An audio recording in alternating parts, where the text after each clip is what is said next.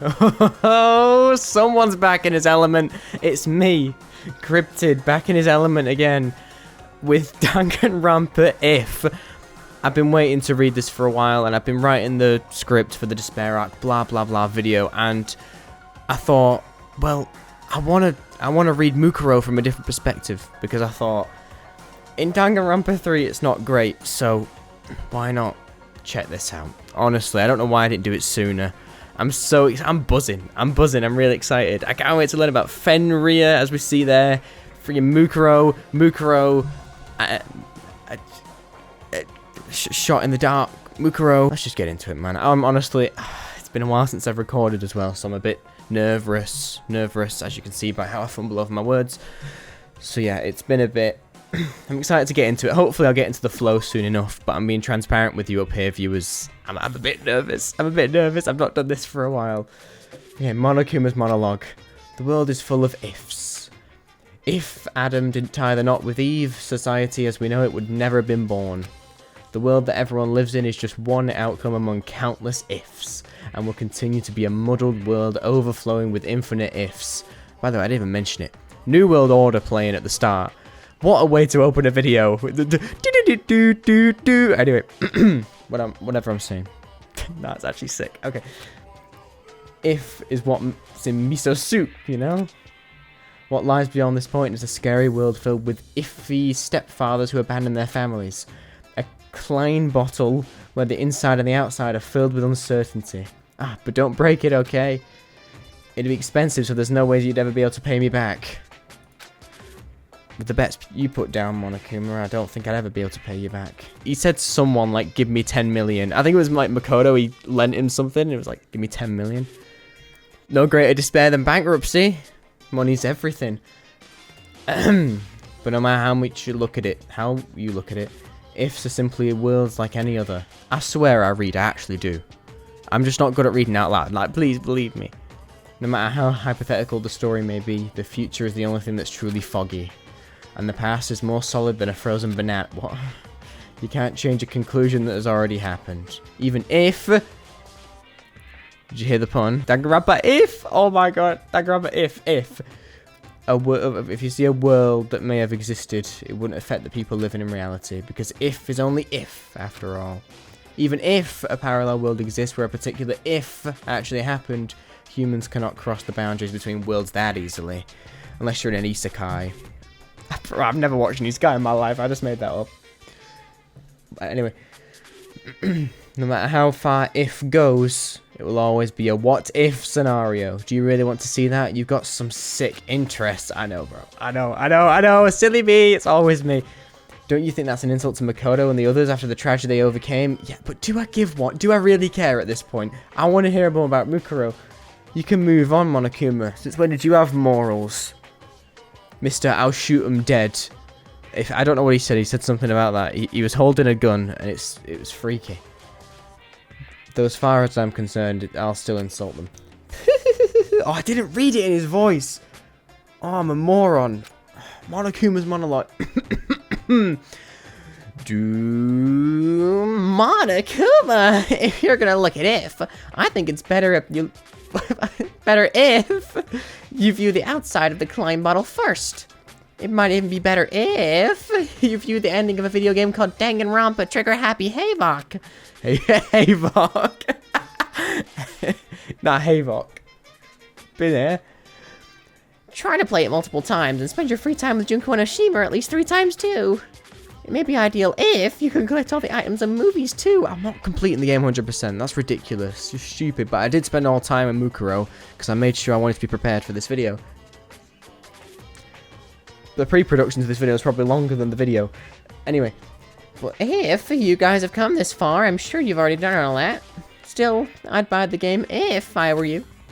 I'd actually buy at least 2 copies if I were you. I did buy 2 copies, and I'm ashamed to say I've got like the PlayStation, not the PlayStation. I bought one online. Dude, it was a ridiculous purchase, man. It's the PlayStation Vita version, the PS Vita. It's just a case, man. It's ridiculous. What a stupid purchase. Still, I actually buy 2 copies. The curtain lowers. Monokuma Theatre. Danganronpa, the button of hope and the tragic warriors of despair. Let's go, dude. I'm so excited. Oh, I'm so excited. Oh, we got the music again, man. The music in the series is just, it blows me out of the water. I was really apprehensive about doing this because I looked at, like, this is so stupid. So I looked at Danganronpa 2, which is how you get to this, and it said the last time you played this game was on July 25th, which is when I completed the game, and I thought, I want that to be a little relic, you know, like, I completed this game, the last time I played it is when I completed it. Then I went, you're being ridiculous, Cryptid, stop being an idiot. Don't get so attached to numbers on a screen. I say, as a Danganronpa fan. Anyway, what should I do with this? Mukuro Naegi was at a loss. Should I do the narration and, like, the bookisms in Monokuma's voice? I don't know who's telling this story. Despite his hesitations,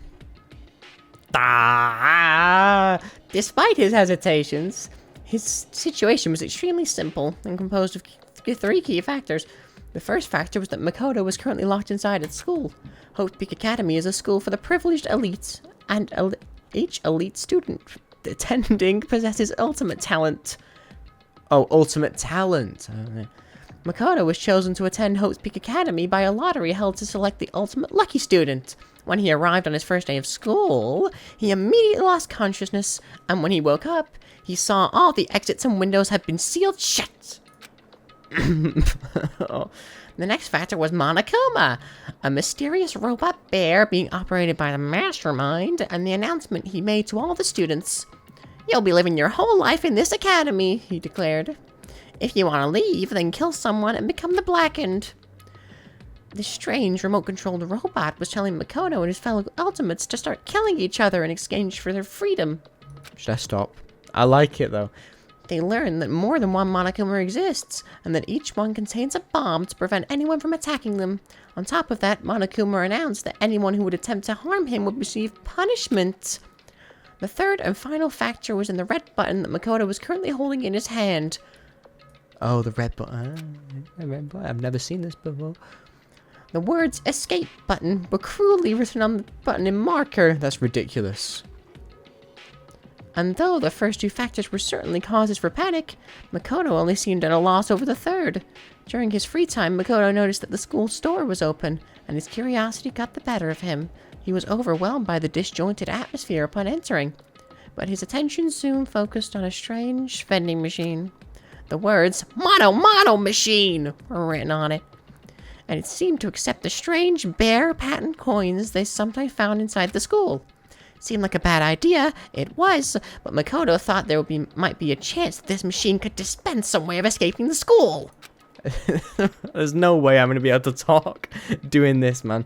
Hopefully Monokuma speaks more.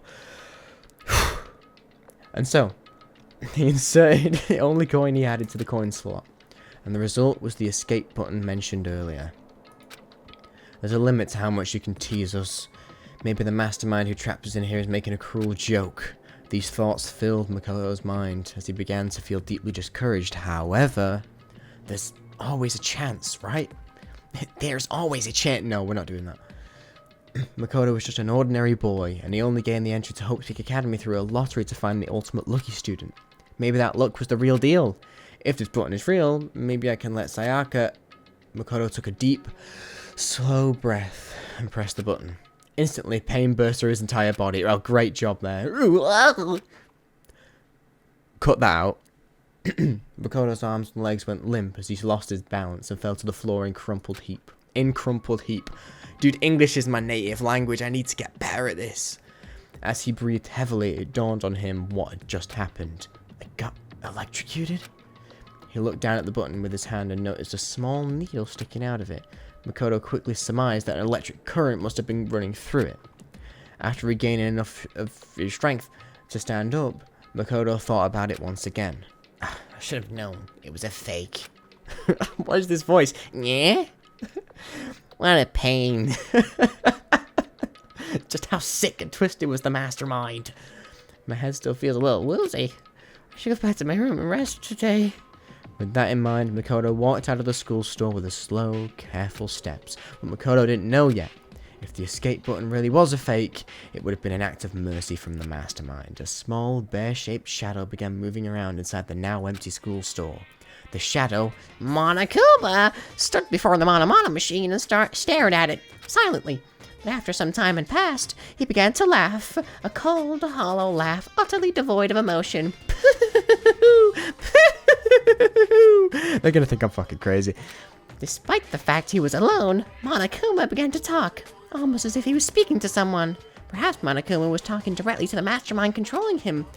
I only put that in the Mono machine because I thought it'd be interesting if one of the last survivors managed to minute. But with a success rate of 0.000000001%, I never thought anyone would actually win it. Perhaps I should have expected the ultimate lucky student to overcome such impossible odds.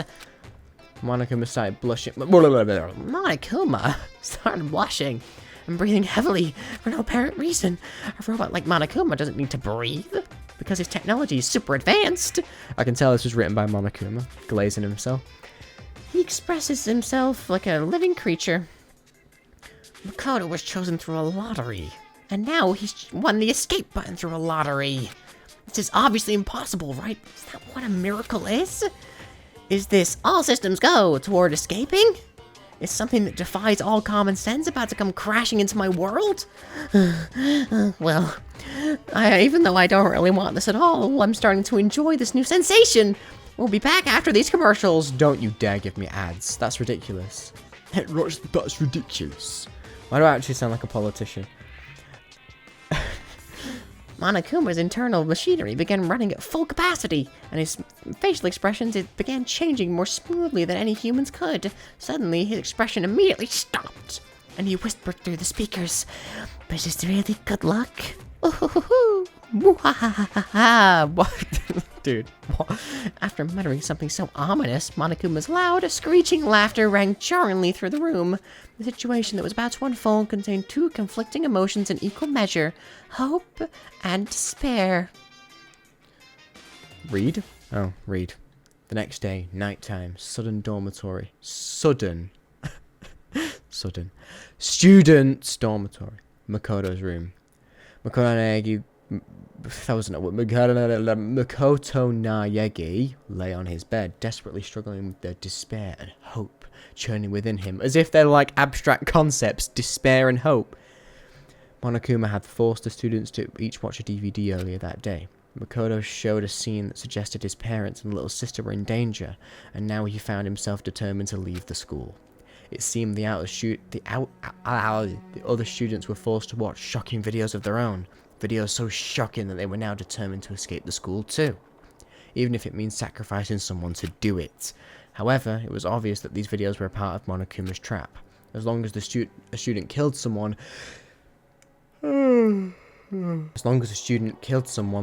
they were allowed to graduate and leave the academy. It seemed that the mastermind controlling Monokuma was hell-bent on making the students kill each other. But right now, Makoto was most worried about Sayaka Maizono, who seemed to be incredibly distressed after watching a DVD.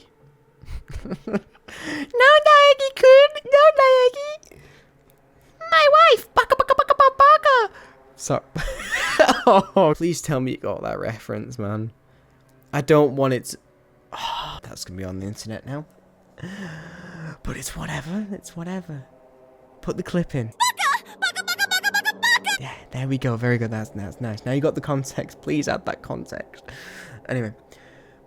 Sayaka wasn't just the ultimate pop sensation. She was also Makoto's classmate when they were students at Blackroot Junior High. Her optimism had been encouraging Makoto these past few days, and he was becoming a similar source of strength for her as well. If nothing else, I have at least to save Sayaka. As soon as Makoto thought that, he suddenly felt a small headache. Was he still reeling from being punched by Mondo the other day? Ah, yeah, that was... That I remember that. Sick commentary, yes! Or was it a side effect of being electrocuted by his escape button? As Makoto pondered these things, the pain suddenly subsided slowly as he returned to his determined thoughts of escape. Anyway, all we need to do is work together and... Huh? At that moment, Makoto realized his goal had changed slightly. We all need to go? Ideally, it would have been best if everyone survived together. However, aside from Sayaka, Makoto didn't give a fuck. Had never met the other students before. He didn't know if they could even be trusted in the first place. Come on. Come on. That gambling girl? Oh, she's fine. Oh, that guy punched you in the face. He's absolutely fine. The hormone, honestly, there's no one better to be roaming the streets. Seriously, Makoto, get your head in gear. But at that moment, he trusted them without even an ounce of suspicion. He believed they were worth helping, even at the cost of his own life. Oh, he's gonna die, just like Sayaka. I thought he was gonna say, I like Sayaka. Why? The headache struck again, as if all the blood vessels in his brain were being individually sliced open. Why did I just think that I could trust the others as much as I trust Sayaka? Makoto tried to figure out why this thought process had suddenly changed. Something was wrong. The throbbing pain in his head seemed to synchronize with a strange feeling that something was approaching him. As a ray of light began to form within the dark recesses of his own mind, the doorbell rang. Someone's here. He quickly got out of bed, but that only made his headache worse.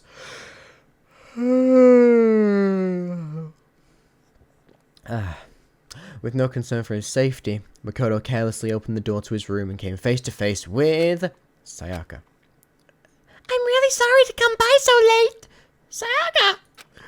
The pain. What are you doing out so late? The moment he saw her face, the pulsating pain in Makoto's head began accelerating.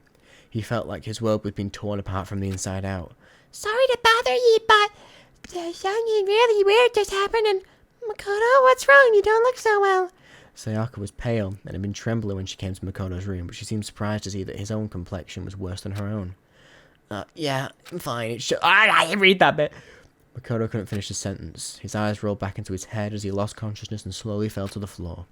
And Sayaka's beautiful voice let out a beautiful... My impression? Aw, you flatter me so. Game. Anyway, let out a scream as she stood over Makoto's body. Weird. Leon. Oh, she survived! Oh my gosh!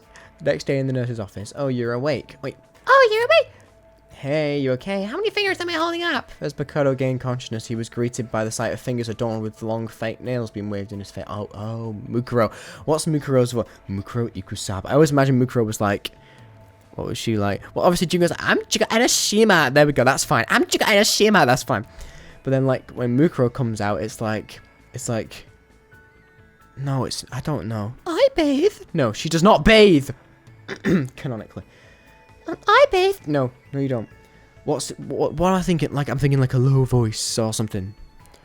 It's me, Ryoma Hoshi. It's me, Mukuro Ikusaba. You know, something or other. You hit with that Naruto? No.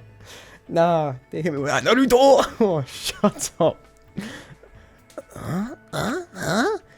You're Junko, right?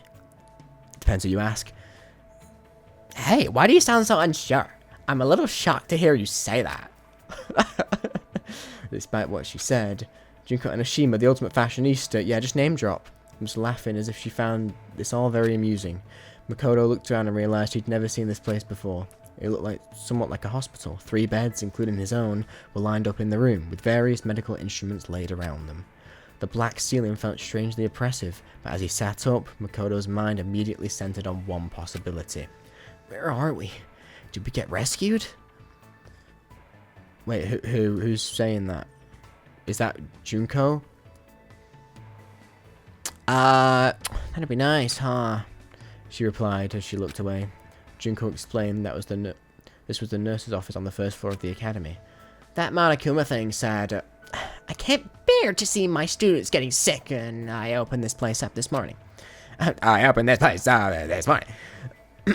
But don't you think it's suspicious? With all these meds, don't you think it's... Wait, no, it's the same conversation. But don't you think these are suspicious?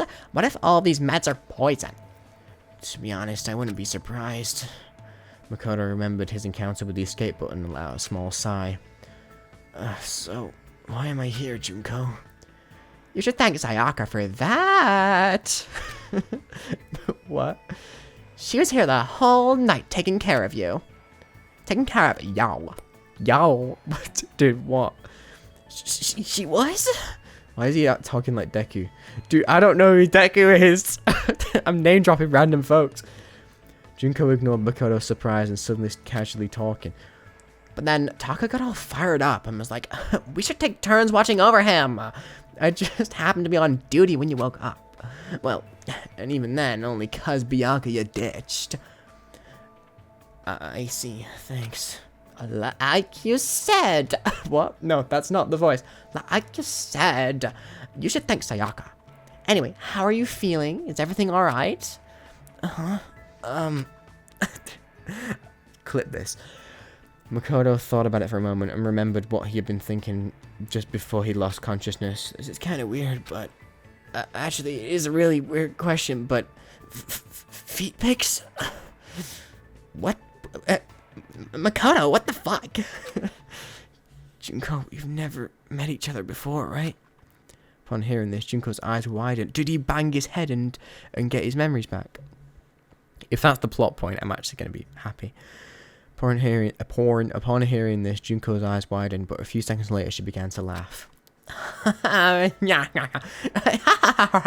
There is no Junko laugh. I can't do a Junko laugh.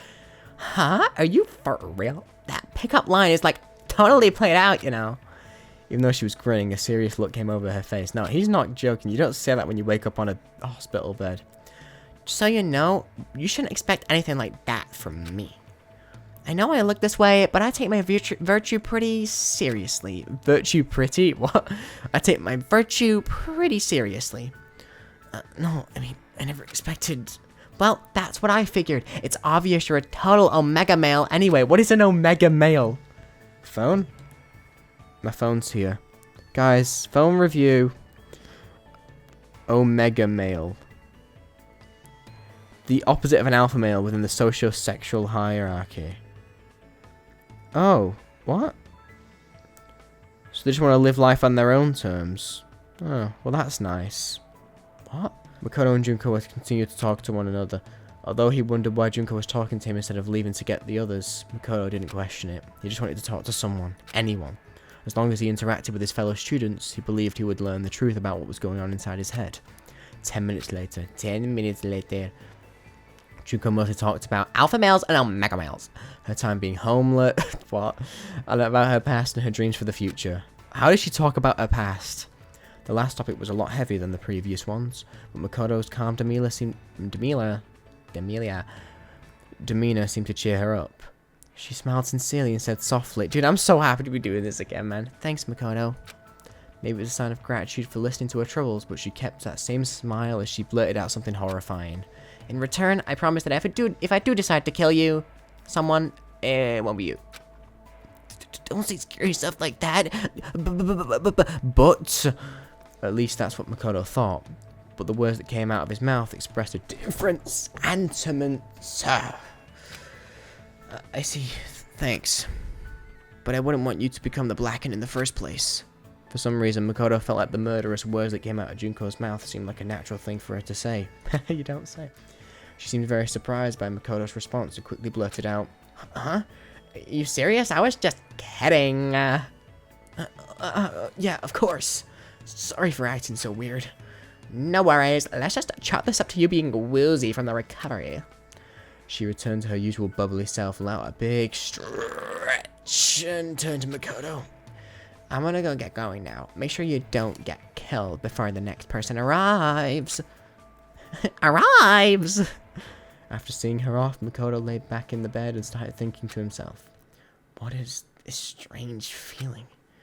His dull headache continued as his thoughts began to blur. I was just talking to Junko, but I felt like I was talking to someone else. Who is she? The more he thought, the more he felt like his memories were sinking into a thick swamp.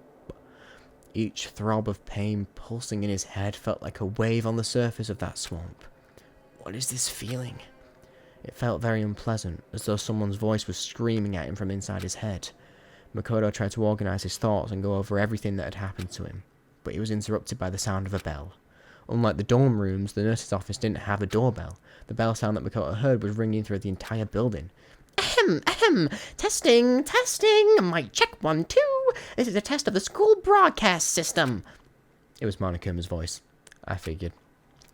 Now that Makoto has finally woken up, please assemble at the gym. Makoto listened to Monokuma's heartless order and got out of bed without complaining. I have to go. He walked one step at a time in accordance with the rhythm of his throbbing headache. Slowly, slowly he walked forward, not knowing where he was headed. What? Not knowing if Danganronpa if where he was heading was heaven or hell. This is really good so far. The gym. Who's saying that? Let's guess. Makoto, are you alright? Sayaka, yeah. Ran over to Makoto as soon as he entered the gym. Yeah, thanks. Sorry about yesterday. I guess I really worried you. Please don't apologize. I'm sorry. No. I Pardon, they are from. If you were very well. Now that you mention it, said Makoto, what happened yesterday? Sayaka looked away for a brief moment, but immediately turned back, smiled her pop sensation smile.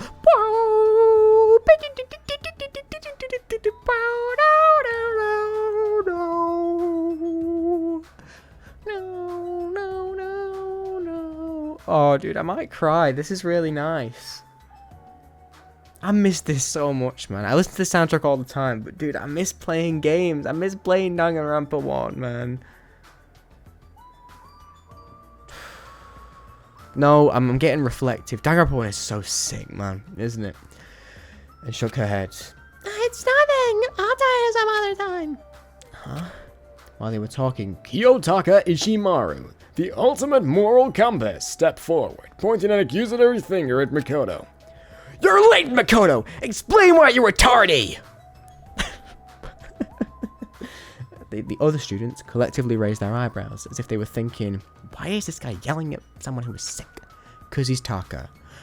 Oh, he's Taka! Oh my god, he's so here! However, Makoto just smiled gently and answered him honestly. I didn't feel well, so I was resting in the nurse's office. Can you note that in the daily logbook? I see! That is consistent with my information! If that is the case, then I shall consider this matter settled! Kiyotaka Ishimaru! Oh, man. I've missed this. I've missed this so much. Oh, buddy. The conversation progressed smoothly. Thank you so much, dude. Just thank you so much. This is awesome. And Taka smiled as he kept talking. Ha ha! I'll take full responsibility for recording it. You just focus on recovering. If you ever feel ill, please report to the health committee. The mental health. Wait, no. No, this is the same guy. It seems we're going to appoint a health committee members after this meeting, though. Taka walked away, mumbling to himself as he opened the daily logbook he found in the academy's supply room. Celestia Ludenberg, the ultimate gambler, saw the whole conversation and walked up to Makoto. Despite his unreasonable behavior, you knew exactly what to say to him. Huh? As soon as Celeste said that, it dawned on Makoto. It's true that he didn't feel well and that he'd been resting in the nurse's office, but when Taka asked him why he was late, even though he should have already known the reason, Makoto didn't feel annoyed or disappointed at all. It was as if he expected Taka to say that. Makoto felt strange that he had accepted Taka's personality so quickly. He couldn't understand why he asked Taka to do something as unnecessary as recording it in the daily logbook in the first place. Why did I say that? It's like I was used to it. His response to Taka's demands came as naturally to him as breathing. Why? Why? Every time he tried to think about it, his headache grew even worse, as Makoto struggled to think through the pain of his headaches. A black and white stuffed animal jumped out from behind the gym's podium and began twirling around as it spoke in a cheerful voice. Hey guys, is anyone there? Everyone here! He sounded like he was about to lead the students on a field trip, but not a single one of them had a smile on their faces. What is it this time? We're gonna hijack a... What? Who said that? Who said that? Oh. Are we gonna hijack a cruise ship and run into a giant worm? Of course, there was one exception. Yasuhiro Hagakure, the ultimate clairvoyant, still believes that their current situation was some kind of planned event. Monokuma just ignored him and continued to address the students with his adorable voice. Today, I'm going to tell you about our wonderful academy system. System sure sounds like a great word, don't you think? It reeks of danger, just like a bear. I want you all to trample over the deaths of your friends and grow up to have hardened hearts. It's good to be a little naughty. I want you all to grow poisonous personalities. Most already have those, so you'd be just adding another shit on top of a shit on top of a shit on top of a shit. But it's fine, Monokuma, you're the best. After making his nonsensical introduction, Monokuma moved to the next topic. With this, he began providing a detailed explanation of the most vile system in the school, the class trial. The class trial! No, you can't just kill someone. You gotta kill someone without anyone finding out you did it. Monokuma talked about his horrible graduation program with casual indifference. But because a killing hadn't happened yet, his lecture didn't install any despair in the students. As long as a killing never occurred, there'd be no point to the class trial. But no one could really say that a killing wasn't going to happen. As the students' suspicions began to rise, Monokuma continued explaining the class trial until... Wait, hold on a second! Who said that? As Monokuma began to explain the executions that would serve as punishment, one girl stepped forward. Oh, wait, hold on a second. Junko? As soon as he saw how angry she was, the rhythm of Makoto's headache began to change slightly. You're freaking insane! Do you know that? The girl continued to complain angrily. She seemed completely different from the smiling person Makoto saw in the nurse's office. Huh? Was Junko always like that? Dude, he's just Amnesia the guy this whole time. No, she's different. That's how Junko acts, but is that person really Junko? That is the top 10 hardest, coldest lines ever in fiction. Wait, what am I thinking? As Makoto struggled with his headache and confusion, Monokuma and the girl continued to argue. What? Are you saying you're not going to participate in the trial? He would be so pissed. Only punishment awaits such blasphemy! What? Punishment? I mean, I don't know. Throw you in a deep, dark, scary prison or something. Different. The strange feeling that was now directed at Monokuma. A prison? No. Them. I knew it this whole time, Junko! She's non-binary. They aren't that kind. A series of images flashed in Makoto's mind, and at first he thought it was some kind of parade, but he quickly realized that was a mistake. What looked like lights were actually buildings engulfed in flames. The red decorating this scene seemed to have come from human bodies. Despair. It wasn't confined to the academy, or even to Japan. Images of worldwide death and destruction flooded Makoto's brain with every throb of his headache. I've seen this before. Besides the indescribable violence taking place in all these images, there was one thing they had in common. Who are they? They're rampaging terrorists wearing black and white masks were wreaking havoc in these images. They took everything: money, valuables, lives, families, dignity, the past, the future, and possibly even hope. The masks these terrorists were wearing perfectly resembled the face of the stuffed animal arguing with the students before him. Shut the hell up! Say whatever you want, I'm not gonna be a part of this! Don't be so selfish! You're the one being selfish. Kill whoever you want. It's got nothing to do with me. I don't know whether did I raise my voice a little bit? What? I didn't know I could go high. I'm just messing with it. It was like this, right? It was this. Okay, I'm getting back in it.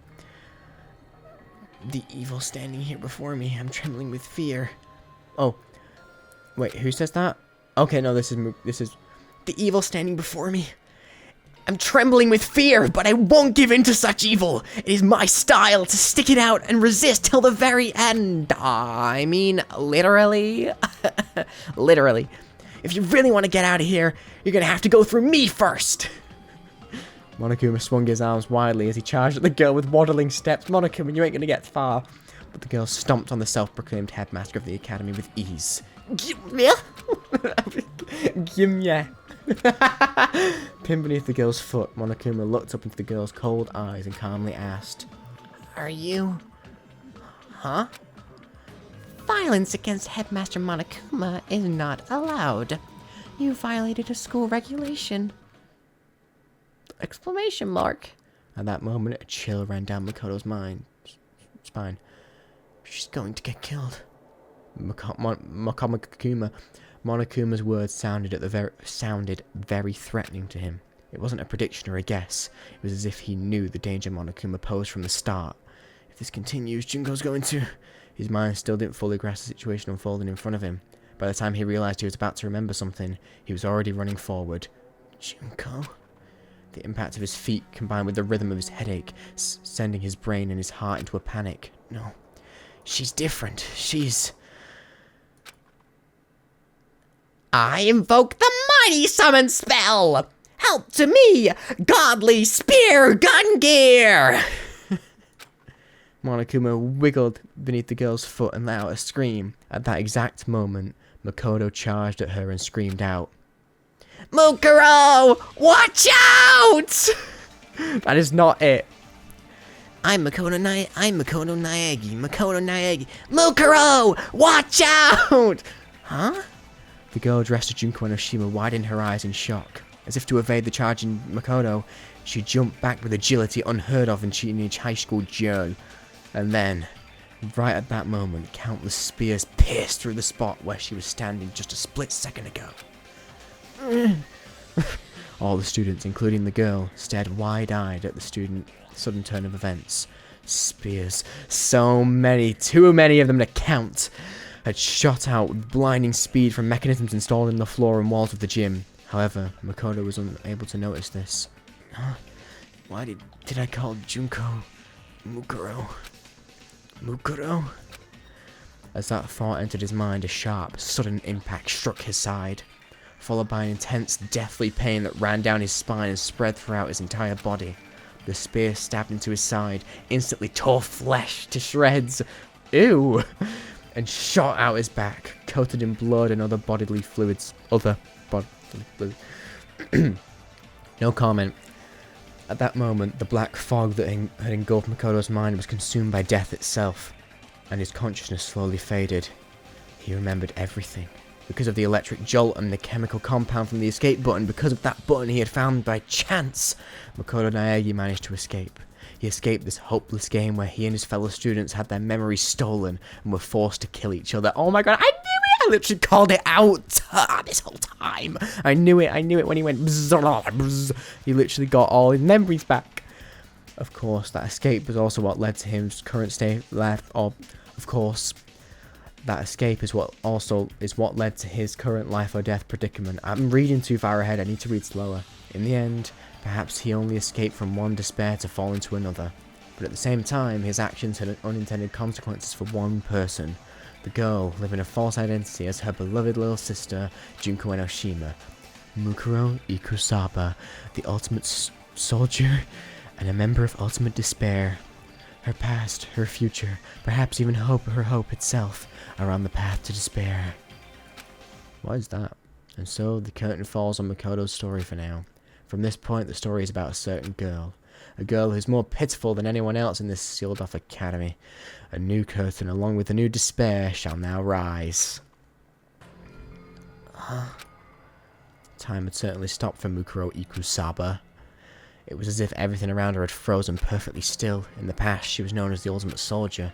She had experienced this feeling before, during her time with the mercenary group, Fenrir. Oh my god! Fenrir.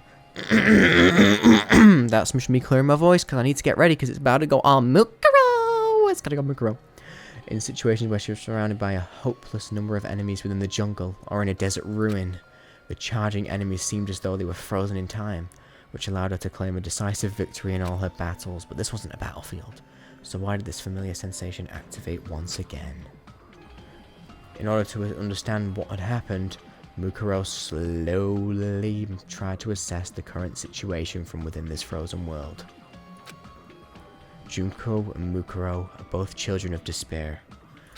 But Junko Enoshima, the true ultimate despair, harbours a far deeper darkness within her.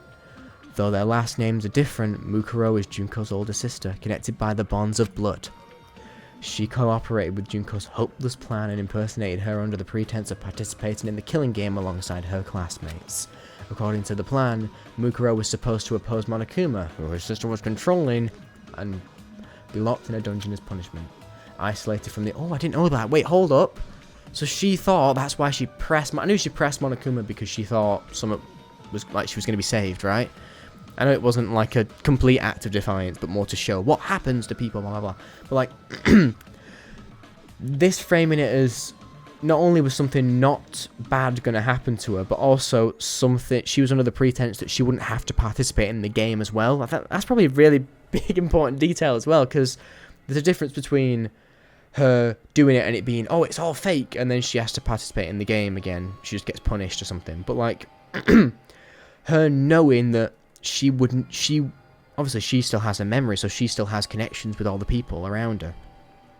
So if she was like, if I do this, I get to go and I get to close my eyes in a dungeon somewhere, in a cage, in a whatever, and I don't have to see all the death happening. Like, I don't have to experience it. But instead, well, she got the worst outcome, didn't she? Well, definitely in this AU, isolated from the others. I think, sorry, we're going to see that now with how she reacts. Because like I say, one final time not to ramble, but if she was expecting to not have to see this despair unfold, for her to realise that not only was she meant to die, but her surviving that death was unintended, so she's going to see Makoto die, and also have the dawning realisation that she would have been forced to die or witness this game. There was no ifs or buts about it. She was going to die. She was going to witness this happen, and these murders happen. So at the end of the day, she would never be able to close her eyes and ignore it, and be blissfully unaware. The whole time she was meant to experience despair. It's going to throw her for a loop, innit?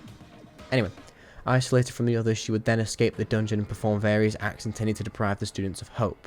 Once again, disconnected. Like I've mentioned, the video... Will the video be out by now? Yes? Like I mentioned, like, Mukuro is fine if she's executing orders. You know, if she's doing something like that where she only has to go from point A to point B. Okay, deprive the students of hope. Do this, do that, do this. Press the mastermind, send it into a dungeon, boom. All of that's fine. But when it comes to her own agency, as we'll see probably now, it's going to be a lot different, especially when Junko betrays her like that. Even though she craves the despair... Well, obviously this is an AU, so I don't really know. I'm assuming... Because I'm playing this because I want to learn more about Mukuro, because I think she was shit in the anime. And I think they could have done way more with her. But right now, I'm liking Mukuro. So maybe we'll see a different side of her. And maybe in this AU, she's not, you know, incestually obsessed with her sister, and maybe just more like an accomplice. Isolated from the others, she would escape and blah blah blah. That was the role she had been assigned. Assigned, role, assigned. None of it was her. It was all a role. It was her being a tool, per se. Peko peko. When Makoto succumbed to his headache, Junko ordered her to see if the shock had caused him to remember anything that would make him a liability. He woke up as she was tending to him, so she made small talk with him, but she didn't notice any change in his behaviour. Until this point, she was certain that there shouldn't be any problems. Nothing could possibly go wrong. She stomped on Monokuma like her sister ordered her to, and flawlessly spoke the lines she was taught to memorise. Afterward, she would fall through a trapdoor into the dungeon and remain isolated from the other students. Here we go, more disconnection. That was her role. Her role, again. She hadn't done anything wrong. Wrong. Again. Probably a bit of a... Do you say double entendre, or is that just with lyrics? But you know what I mean? A double meaning. Where she hadn't done anything wrong, as in she followed the script that she was given, and she recited the lines she was given, but she hadn't done anything wrong, as in she directly hadn't harmed anyone. She would only harm... Well, not harm... in the eyes of the students, she would harm herself, but just go into a dungeon secretly where she'd be able to continue, but she hadn't done anything directly evil or wrong. All she'd done is followed that order. There were no problems. There were no problems. She repeated that to herself over and over like a silent prayer, but in that frozen moment in time, what she saw was not a trapdoor, but countless spears. One of them had skewered Makoto through his side. Why? Makoto? Why are there spears? Gun gear? I would have died if I hadn't moved. Did Junko mess up the plan? No, Junko would never mess up. Was she trying to kill me? Me? Makoto saved me? Why? Why did he say my name? Did his memories come back? Did I not realize that? Did I make a mistake? Is that why Junko got angry? Is this punishment? Is it my fault? Junko tried to kill me. Kill me. Kill me. Kill me. Slowly, time came back to her world. Mukuro could feel her face turning pale as she slowly looked toward Makoto. The student's scream rang out through the room. Sayaka was probably the first one to scream. But who screamed first didn't matter to Mukuro. Makoto. Why? Makoto was the ultimate lucky student. He had been her first class... Now there's dead ass someone outside my window. I was actually so freaked out. I looked out and what is that in the corner of my eye?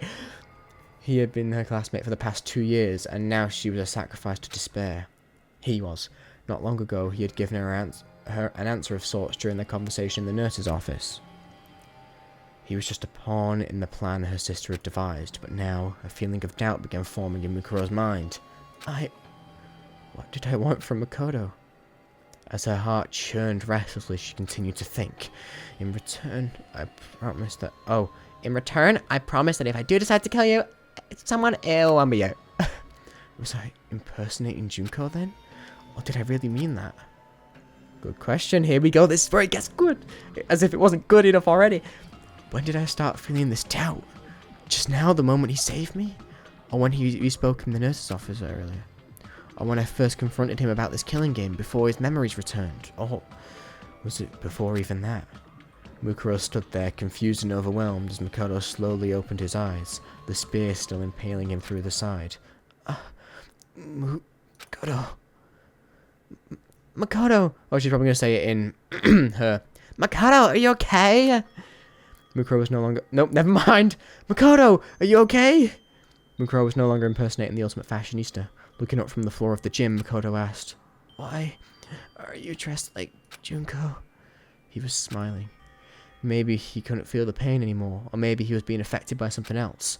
But regardless, Makoto ignored the fact that he was dying just to give Makoto his warm smile. Mukuro. I'm glad you're safe, Mukuro. As soon as she heard Makoto's weak, fading voice, something inside Mukuro snapped. From within the shell of despair she had built up, an intense emotion began flowing out. No, this is all wrong. She couldn't hold back the emotion any longer. No. And for the first time in her entire life, Mukuro unleashed a scream into this world. I am not. As Mukuro fell to her knees and clutched her head, a small shadow started walking toward her back. The stuffed animal that had been under her foot, Monokuma. His claws were extended, and he was no longer walking with his usual waddle. Instead, he moved like a beast, silently stalking his prey as he slowly advanced within his target's blind spot. As he inched closer to Mukuro, Monokuma raised his razor-sharp claws, crouched on his haunches, and suddenly leapt towards the back of her neck. However, just before those claws could reach the paralyzed Mukuro, a dark shadow moved in from the side and swatted those claws away with one blow. His lunge deflected. Monokuma was sent through the air, spinning wildly before crashing into the wall. Damn you. What are you trying to do? Sakura! Hell yeah. Sakura Ogami, the ultimate martial artist, and just prevented another tragedy. Hell yes, she did. Fucking did it, man. I need to be careful. My man getting too excited here, man. Sakura. I love Sakura so much. She's so pure. She stood before Monokuma and addressed him in a loud, booming voice. Not only did you attempt to kill Junko for violating the school regulations, you even attacked Makoto, who had nothing to do with this. If you plan to continue acting in such a savage manner, there is no reason for us to play along with your game. Byakuya Togama, the ultimate affluent progeny, started laughing, licking his own boots, licking his own legs, because they're so long and slender. Anyway, smirked condescendingly at Sakura. Fool. One could say you've now violated the school regulations with your senseless actions. That I don't do a Byakuya. You have only yourself to blame. Whatever. Oh, I didn't read that bit. Well, she merely deflected the headmaster's attack just now, so I do not think it truly counts as an act of violence. Like Byakuya, Celeste seemed unfazed as she chided him over his words. However, the banter between the two was enough to stir the stunned students into action. Makoto! Wait, Makoto! Sayaka was the first one to run toward Makoto, who lay bleeding from his stomach. But Monokuma stopped her, shouting in a tone of voice that seemed completely out of character. Dude, this always happens when I record, because I've not done it for a while. I get such like a in my throat. Be careful! Don't get too close to those two. Huh? Huh? huh? Startled by Monokuma's desperate tone, Sayaka and the others stopped moving almost instinctively. The students looked around at each other. Instead of his usual playful gait, I'm saying gait because it's gay and it's funny, Monokuma walked toward them with deliberate, methodical steps, and then he suddenly blurted out something that took everyone, including Mukuro Ikusaba, by surprise. I'm sure you're probably wondering. No, we'll do that again. I'm sure you're probably confused by this sudden turn of events, but I wanted you guys to work together. As Mukuro slowly turned her head toward Monokuma, he pointed at her and yelled, Mukuro Ikusaba and her accomplice, Makoto Naegi, are the terrorists responsible for locking you all inside of this academy! Once again, time stopped for Mukuro, but this time she wasn't the only one affected. Everyone seemed to be frozen in shock. After a few seconds of silence, Aoi Asahina, the ultimate swimming pro, spoke first. You're kidding, right? I mean, Makoto is a terrorist? That's impossible. And who's Mukuro, anyway? I mean, that's Junko. Monokuma began slowly explaining to Aoi. Aoi! The real Junko must be in prison somewhere in the school! Worst case scenario, she might be killed. Mukuro must have been researched which one of you would be easiest for her to impersonate and hid among you all by pretending to be her. She was probably trying to make sure this killing game went smoothly. Suddenly, Monokuma's hands and feet began jerking in an awkward motion as he looked at the other students and introduced himself. I'm Bishiki Meidarai, the ultimate hacker. Wait, like one of the what are they called, the Meidarai brothers from Danganronpa Zero? Oh no, I've got a bid on that. I've got a bid on Danganronpa Zero on eBay. I need to. It can wait. It can wait. I can't even speak Japanese. I can only read a little bit. I need a little bit more time. I can wait. I am worried about it though. I do want to make sure I get that bid, but they're probably going to bid on it for 50 billion quid because all the stupid woke Danganronpa fans like, oh, look at me, I cosplay and I love it. Anyway, whatever, man. I'm going to try and get the book, and I'll tell you how it is in the end if I like it. I'm your upperclassman. I hacked into this academy from the outside, and I was finally able to take control of Monokuma's body just a while ago. Take control from who? From the head of the terrorist organization that's controlling this robot from the outside.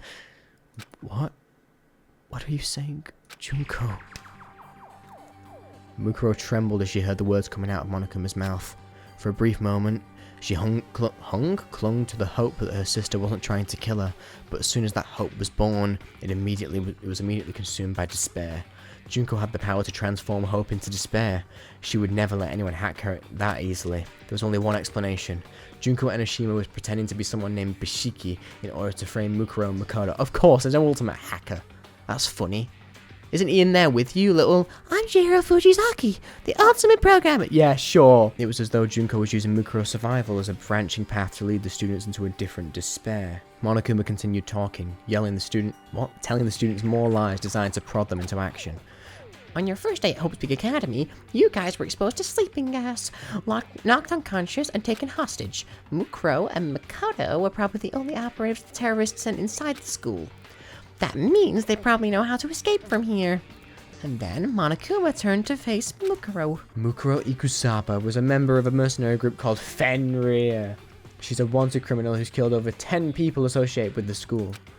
So don't get soft and think you can capture her alive. Wait, is Monokuma saying this? I forgot. Mukuro Ikusaba was a member of the mercenary group called Fenrir.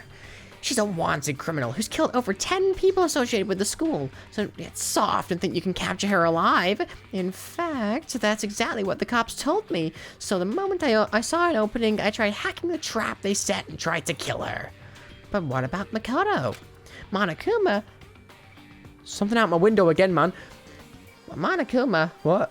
Wait, oh, shit. But what about Makoto? Monokuma gave a cold, emotionless answer to Sayaka's question. My guess is that measly little ultimate lucky student didn't stand a chance of defying a group like Fenrir. He was probably threatened and forced to cooperate before you entered the school. Or, judging by his earlier actions, maybe Mukuro seduced him. Of course, Junko would say that. Yee! Oh my gosh. Sayaka's face went pale, and then she heard the answer. She immediately stopped talking. Mukuro raised her head and shouted, "You're wrong! Makoto isn't a terrorist! You all have to believe me! Did that dude just blow me out with a bomb? Was that a terrorist?" Why did he say that back in the day? The whole gym fell silent, and then, as if he was speaking for everyone there, Taka stepped forward and nervously asked, hold on, what do you mean Makoto isn't a terrorist? It sounds like you're saying that there's no doubt that you, in fact, are a terrorist. I ask you that you correct yourself at once and say we are not terrorists. Celeste began expressing in her own doubts as well. It is strange. I'm sorry, what is this gay shit, man? It is strange. Does it not seem odd that she is so protective of someone we just met a few days ago? Mukuro stood in silence. The other students' faces began to fill with suspicion and doubt as they realized they weren't looking at the real Junko Enoshima. Byakuya, actually pushed up his glasses and began coldly pointing out what seemed out of place to him. I heard that fool, Makoto, or whatever his name is, call you Mukuro instead of Junko. How would Makoto know that your name is really Mukuro if he just met you not that long ago? That's... I've also heard of Fenrir. As I recall, its members have a tattoo somewhere on their body. Body! Instinctively, Byakuya's words put Mukuro into a calm state of mind. In hostile situations, her defensive reflexes of the ultimate soldier often manifested by themselves. Yeah, we get it. You're licking Mukuro's cock. We get it. Why is this is really bigging her up to be more than she is so far. She is just the best, and she is amazing. She does everything right, apart from this. She wondered how she could hide this from the other students while also calling attention to it. But in the end, this concern was in vain. If the police's records are true, she should have tattooed on the back of her right hand. Oh, a tattoo. As Monokuma freely divulged that information. All right, cried Taka, his voice filled with enthusiasm. Show us the back of your hand and prove your innocence! Monokuma dispensed another unnecessary remark. Make sure you look real close. She might have covered it up with foundation. Junko had ordered Mukuro to hide her tattoo. Of course, yeah. So Monokuma's information was entirely true. There was nothing Mukuro could do except stay quiet. However, she wasn't staying quiet because her identity was about to be exposed. She was struck by the realization that her sister was completely serious about pinning this on her. What? Why the hesitation? Shouted the foolishly honest Taka. As my classmate, I have complete faith in you. Of course he does. Oh my gosh. From behind him, Hifumi Yamada, the ultimate fanfic creator, murmured to himself as cold sweat ran down his cheeks. Well, look at that. That is not his voice. Well, look at that. I guess it's what they call a checkmate. Huh? Why'd you just fess up? Who the hell said, oh, Mondo? Why'd you just fess up already, you fucking bastard? That is not true. Why'd you just fess up already, you fucking bastard? That's better. It's not him though, is it? That's more like Fuyuhiko. I won't let you look down on me. Shut up, Derek Stephen Prince, you prick. However, there were some students who were busy questioning Monokuma instead of Mukuro. Hey, you're not coming to save us? Shouted Leon Kuwata, the ultimate baseball star. You should hurry up and charge in here already. Monokuma looked at Leon and shook his head softly. Why has he got a brain? Leon does not have a brain. The police can't help you right now. Not only are you guys hostages, it's possible this entire school has been rigged with explosives and poisonous gas. I hacked into the Monokuma robot to investigate that for myself. You think that if there were bombs in the school, hacking into Monokuma would trigger them? Moron. Well, then what about everyone on that DVD? What about everyone as other go? Asked Sayaka. Oh, wait. The memory of the DVD she was forced to watch yesterday still weighed heavily on her mind, but Monokuma didn't have a clear... Of course he didn't! He's a liar! He's the liar! She, Junko, is lying. I don't know anything about any DVDs, but there are definitely terrorists causing havoc out there. Law enforcement around the world are in shambles trying to deal with this. That's impossible! Sayaka shuddered and collapsed to her knees. Sayaka!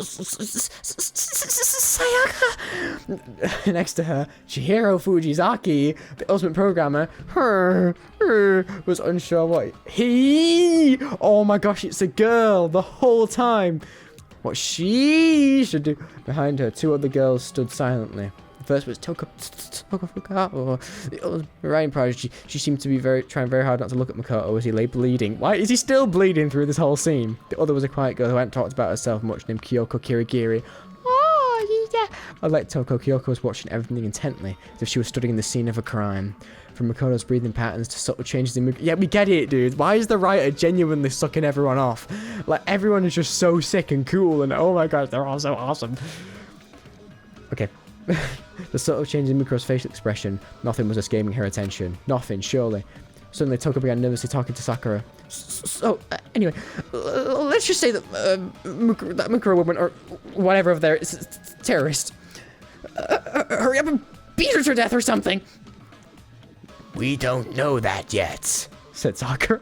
My fists do not mete out justice based on my speculation. Sakura tried to get near Makoto to examine his wounds, but Monokuma stood in the way, shouting, "Don't come any closer!" Or what? So genuinely, or what? This meant that Mukuro was the only one who could get close to Makoto. She had ended countless lives on the battlefield. She knew it from experience. If she didn't treat Makoto's wounds, he would die. His wounds were not immediately fatal, but if he continued losing blood, he would eventually slip into shock and die shortly thereafter. Can Makoto not open his trap and say, "I remember everything, guys. We were friends before," or something? The power of friendship can get us out of here. Please, you need to treat Isn't that weird how Danganronpa's entire premise, the first thing that everyone thinks, but in layman's terms, is the power of friendship can get us out of here, and then one person dies, then the second person dies, then the third person dies, and you know, they lose hope by the end. But like, every single Danganronpa cast in the first prologue and the first chapter is like, the power of friendship can do this. If that went through, that'd be a shit story. If it was all the power of friendship. I think this is where the story is going, actually, so I might need to be quiet. Please, you need to treat Makoto first. Absolutely not, said Byakuya, harshly interrupting Mukuro. Tying you up and examining the back of your right hand is our first priority. Hey, Makoto's in danger! Now's not the time for that. Oh, said Aoi, as she cast a worried glance at Makoto. She was still having trouble understanding the situation, and hadn't decided if Makoto was suspicious or not. Byakuya was about to snap back at her, but Mukuro's actions stunned him into silence. She took a deep breath, and then Mukuro removed the blonde wig from her head. In 2 seconds. There were 2 long blonde pigtails only a moment before, now there was short black hair. The hair fell to the floor. I'm just imagining a PNG of hair on the floor. She cleared her face of all emotion, and when she spoke, her voice rang out through the gym. I'm not Junko Enoshima. My name is Mukuro Ikusaba, the 16th student. The student stared wide-eyed and petrified at her open confession. All she did was remove her wig and clear her emotions. But in doing so, the version the students had recognized as Junko Enoshima vanished from their sight. The terrorist had taken her place, continued to speak in a calm, stoic tone. Honestly, every single girl so far has been, they're so cool. Oh my gosh, they're so stoic and they know everything. It's good though, because I see them exactly the same way. I'm glad we're giving Makoto the shade he deserves. He didn't get enough of it in the first game. I helped lock everyone inside this academy. The confession on a seaside cliff moment had finally... Oh, what? No, this is Hifumi. I thought that was weird. The confession on the seaside cliff moment has finally arrived. Hifumi blurted out. Taka. What? Wigs are against school regulations, Junko. Mukuro? Shouted Taka. As if stirred by their cries of excitement, the other students began clamoring among themselves. Huh? Said Yasuhiro. So Makoto's wounds are like real? An alien stole my sandwich. A ghost! Guys! Does that mean that stuff about terrorists and whatever is real too? So everything that's happened in these past few days wasn't a bunch of staged events? As the reality of the situation began dawning on Yasuhiro. This is not an important moment. Yasuhiro is such a non-character. All Leon could say to himself was, shut the hell up! Shut the hell up! Shut up, bastard! Byakuya just remained calm and addressed Mukuro in a condescending manner. What does your group want? If you hear about money, you would have already tried to negotiate with me. They do not need cash, bro. Of course, I'd rather let them die than surrender to your ransom demands. What? Oh no, this is Mukuro. Our purpose is to bring the world with despair. Byakuya scoffed at this notion. No, it'd be like... I'd be like, He doesn't do much. Sorry guys, everyone. I began to speak once again. I see. Monokuma said something similar. So that ideology is what fuels your terrorism. It's true, if you did do anything to me, you would certainly fill the world with despair. Oh, you do not know how right you are, Byakuya. The world would be in ruin. But obviously that would be impossible for you. Aoi couldn't believe what Byakuya was saying. Me neither. And frowned as she muttered, "How self-centered can you be?" After confirming that Byakuya was a prick, I had no more questions for her. Mukuro looked at Makoto, whose breathing had slowed, and let her voice show some emotion. Makoto has nothing to do with this. You can't believe what Monokuma says. What did you say, bitch? Mondo! What did you say? What the Why is he a chain smoker? I don't know what the hell you're talking about. You're a terrorist, just like Monokuma said. Mukuro looked away from Mondo and continued speaking. I've missed Mondo, bro. That's true, but Makoto wasn't involved at all. Celeste coldly brushed her objection aside. I do not think trying to protect him will do you any good. After all, we heard Makoto call you by your real name. That's... She had no words. There was nothing she could say to protect Makoto. Even though Makoto was truly innocent, even though Mukuro was the ultimate soldier, her powers were largely limited to battle. Even a normal high school student could outwit her when it came to debate and negotiation. If she were the ultimate negotiator... What? She might be able to convince the... Yeah, and if I was the ultimate YouTuber, I'd have more subscribers. Sick.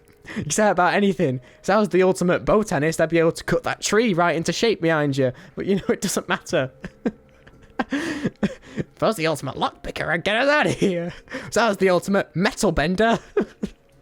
She might be able to convince them their memories have been erased.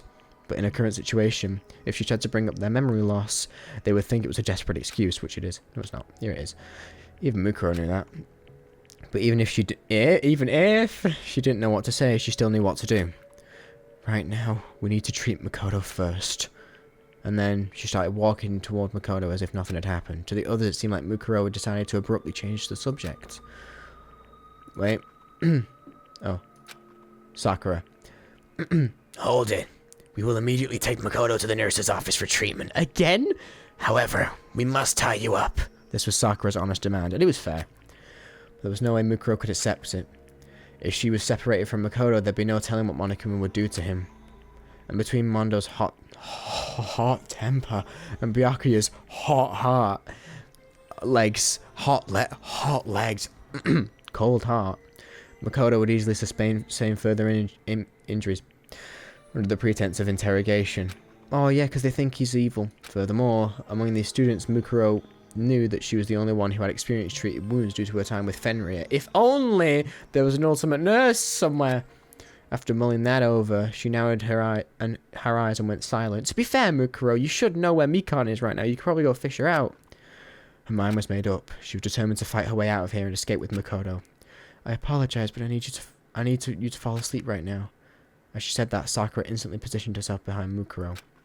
She was completely within her blind spot. To a normal person, it would seem like Sakura had suddenly vanished. After moving faster than any human being could see, Sakura's equally fast hands had launched a blow toward the back of Mukuro's neck. Dude, Sakura's actually being shit. However, sorry Sakura, but I need to get out of here. Mukuro parried Sakura's fist with a spinning roundhouse kick. What did she say? She's leaving with Makoto. Honestly, simp. Sakura raised an eyebrow at the unexpected counterattack. Mukuro tried to use the momentum of a kick to sweep Sakura's feet from out from under her. However, Sakura's the strongest human being alive and dodged instinctively, struck back against Mukuro's pivot leg, but Mukuro was faster and jumped up, aiming a tornado kick. What the fuck's a tornado kick? At Sakura's chin. Sakura deflected the attack with one arm. Then both combatants leapt backward, glared, and charged simultaneously. Every blow they dealt was parried and countered by the other. And though they were both unarmed, the sound of their battle echoed throughout the gym. Sakura wins, by the way. Sakura solos. I did a power... No, I did not do a power scaling. Oh my god, delete that from the video. I didn't say that. But I think that Nekomaru is actually one of the strongest characters in Danganronpa because he's he's a team manager, right? He doesn't even do martial arts. He just teaches it and he's that good.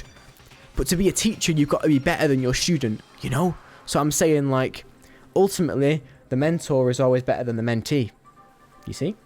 So that means that by correlation, Nekomaru is the strongest. And Mekamaru, don't even get me started, he could rip an Exisal in pieces. We see normal Nekomaru do that in the anime. Anywho, that was a bit of a tangent. It was like a typhoon had been compressed into the size of a car and set loose in the gym. The other students were what a weird analogy. Were powerless to stop them, as all they could do was stare at the breathtaking dance of death unfolding before them. After 10 minutes had passed, the enormous sound of one final impact ran throughout the gym. The two warriors leapt back once again and breathed heavily as they stared each other down. What? Please don't do this to me. My mistake, though it has only been a few days. I cannot believe I did not notice such an impressive fighter was hiding. In addition to the surprise Sakura felt, it was as if the battle had left her energized. Mukuro, on the other hand, looked down at her arm, confirmed that it had been wounded during battle, and thought to herself, she's strong. I don't think Sakura is even taking things this seriously right now. Literally!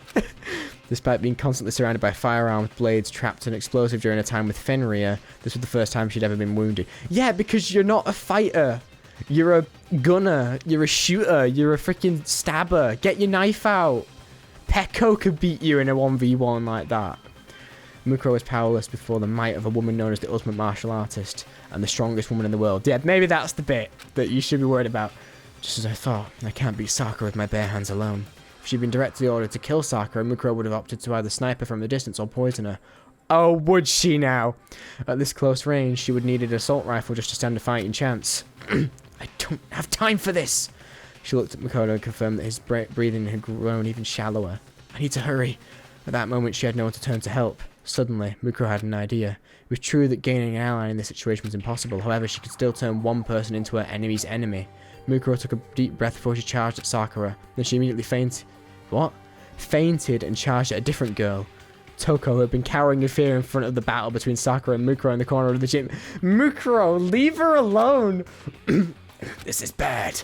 Sakura was caught off guard and tried to run after her, but Mukuro was one step ahead and reached Toko first. Why me? I'm sorry. Wait, hold on. Mukuro jabbed Toko in her solar plexus. Leave her alone! She fell into her arms. Taka and Aoi wailed out in shock. What? This is bad! She plans to use Toko as a hostage! Toko! So what? In contrast to her shocked faces, Baka just snickered. Dude, this is the funniest shit ever. And coldly remarked, you fool. In Gundam's voice, you fool! Do you really think we can take care of someone we just met a few days ago as your hostage? Mukuro just softly glanced at Baka and replied, you didn't meet her a few days ago. What did you say? You met her 2 years ago. You still weren't in love, you just met her. She's been terrorizing you for a lot longer, Byakuya scowled. You could have gone for anyone. Scowled. Mukuro ignored him and held her bloody arm in front of Toko's face. And then she yelled into her ears. Wake up! Oh, shit! Wake up, Genocide Jack! It seems so random and out, but it does that. Genocide, you sure wake up! What a weird thing to do. Why would Mukuro suddenly mention the name of a notorious serial killer right now?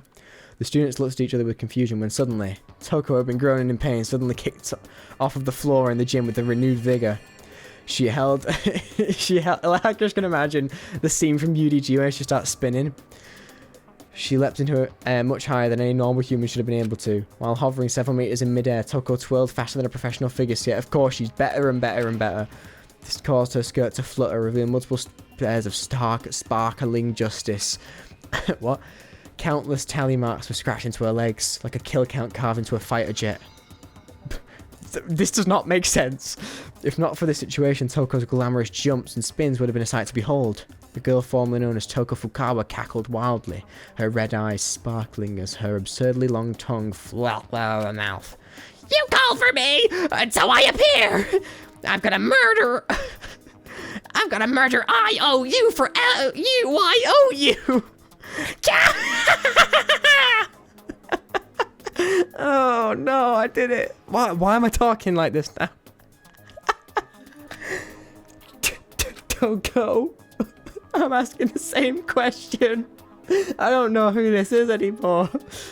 The situation had changed so drastically. Even Sayaka, who was silent until now, spoke up. Hey, you flash in the pan! Don't treat Genocide Jack like that depressing little four eyes! There you go, then let's have it all! So I'm gonna put in 5 times the effort to rub myself down in the shower! Eek. Oh, Genocide Jack was saying that. She doesn't die. Toko's sudden change in personality sent the students clamoring among themselves. Hey. What the hell does that mean? There are some things even I don't understand. The students continued to panic at the strange turn of events. Toko, now calling herself Genocide Jack for some reason, took out a set of scissors from under her skirt and snipped them with glee as she looked around the gym. Huh? Man, it's been a while since I got to stretch my legs. So what would you guys do? What were you guys gonna do here at the gym while I was snoozing away? Have an orgy? It sounds like Joker. What? I understand. I totally understand. You guys need me to cut up your clothes so you can feel even naughtier. Yeah, right. Why the hell would I do that for you dumbasses? My scissors are only meant for cutting the supple, tender flesh of adorable boys. Genocide Jack was fucking mental, causing a ruckus. When she saw Makoto laying on the floor, she tilted her head once again. Huh? Big Mac? You're like totally about to die. What's the deal? Did the world fill you with so much despair that you came here to commit mass suicide? That's so hot! Why are you starting without me? Toko, get a hold of yourself. I understand. I know you're speaking to Toko, but it sounds like you're talking to me, and it's making me evaluate my life choices. Who cares? Genocide Jack just ignored Aoi and let her emotions run unchecked, jumping and dancing with excitement as she held her scissors. Jeez! Jeez! Anyway. I wanted to stab Big Mac's side myself. This spot right here, where the ribs are kind of showing already. Because he's so skinny. If it was Nagito, the whole skeleton would be there. He's not even screaming right now, though. What does that even mean? Oh well, maybe I could just get used to this feeling of alienation instead. I'd imagine it went like that. I have no idea what's going on anymore, shouted Yasuhiro. Dude, honestly, I don't... You're a bit of a nothing burger, but my lord, do I relate to you. This is all the aliens' fault! Okay, less so now. Yasuhiro buried his head into his arms. Not anyone else's arms, no one would let him, but no one was paying attention to him, of course. The students' attention was entirely focused on Genocide Jack. I'll try again. Using that to her advantage, Mukuro began sneaking over to Makoto. As she cautiously picked him up, she confirmed that his body temperature was starting to decrease. He's been sat there for a while. I can still make it there in time. Though she was carrying another person, Mukuro managed to soften the sound of her footsteps as she ran for the gym's door. By the time the students had heard Mukuro open the door, it was already too late. She managed to escape the gym with Makoto. However, not everyone was unaware of what Mukuro was doing. Monokuma saw her movements out the corner of his eye, but chose not to tell the students. And another person, Kyoko Kirigiri. She saw Mukuro carrying Makoto away, but did not inform the other students as she watched them leave in silence. Kyoko's done absolutely nothing so far, and I'm concerned about what she is going to do. As everyone wrestled with their own personal thoughts and speculations, Hope's Peak Academy began walking a path toward a completely different chaos. Genocide... Oh. My goodness, my voice is going. The Genocide Jack thing had sent me. With Makoto on her back, Mukuro took several trophies from the gym entrance hall, and after passing through the door leading to the hallway, she jammed the trophies through the door handles. Though Sakura could easily destroy these makeshift locks, they should buy Mukuro a few extra seconds. With Makoto on her back, Mukuro took several trophies from the gym at entrance hall, and after passing through the door leading to the hallway, she jammed the trophies through the door handles. Though Sakura could easily destroy these makeshift locks, they should buy Mukuro a few extra seconds. Then Mukuro started running out to the that shit's not a word. Nurse's office. The place she last spoke to Makoto. Everything necessary for performing first aid could be found there. Her little sister was her enemy. Her fellow Ultimate students were her enemy. Her only ally right now was Makoto, who was on the verge of death. Mukuro knew that she wasn't her own ally right now. Amidst all this chaos, amidst her sister's betrayal and nearly being killed, she believed she was the only one who truly understood her little sister. That's why she felt like she had to protect her. That's right, you didn't do anything wrong, Junko. No, you just wanted to feel despair, that's all, right? Because you love me. That's why you wanted to kill me. You were just trying to feel despair, right? I'm sorry I failed to bring you despair. But at the same time, she wondered if If she saved Mukuro and betrays her sister by disrupting her plan, wouldn't that fill her with an even stronger despair? Wouldn't that make her happy? But betray Junko? What should I do? Mukuro closed her eyes and listened to Makoto's weak breaths. What should I do, Makoto? On a battlefield where all you need to do is kill and survive, Mukuro was invincible. She could suppress all of her emotions and immerse herself in becoming the perfect killing machine. But on this twisted battlefield of daily high school life, she could no longer keep her emotions in check, especially around her little sister. Mukuro, the ultimate soldier, was beginning to question being ultimate despair. This is good shit with Mukuro, man. I mean, Mukuro. This is good shit with Mukuro, man. Like, I'm fed up of what the animator was like, I'm in love, man. Like, shut up, man. Like, genuinely, this is good. This is, I am obsessed with my sister because she's the only thing that's given me purpose in my life. The only time I can actually openly openly express emotion is through my sister and my care for my sister. Because other than that, like she says, she has to be a killing machine all the time. But Junko is an excuse for her to care. Because she knows that as much as she cares for Junko, Junko will never show it back in the way that is traditional.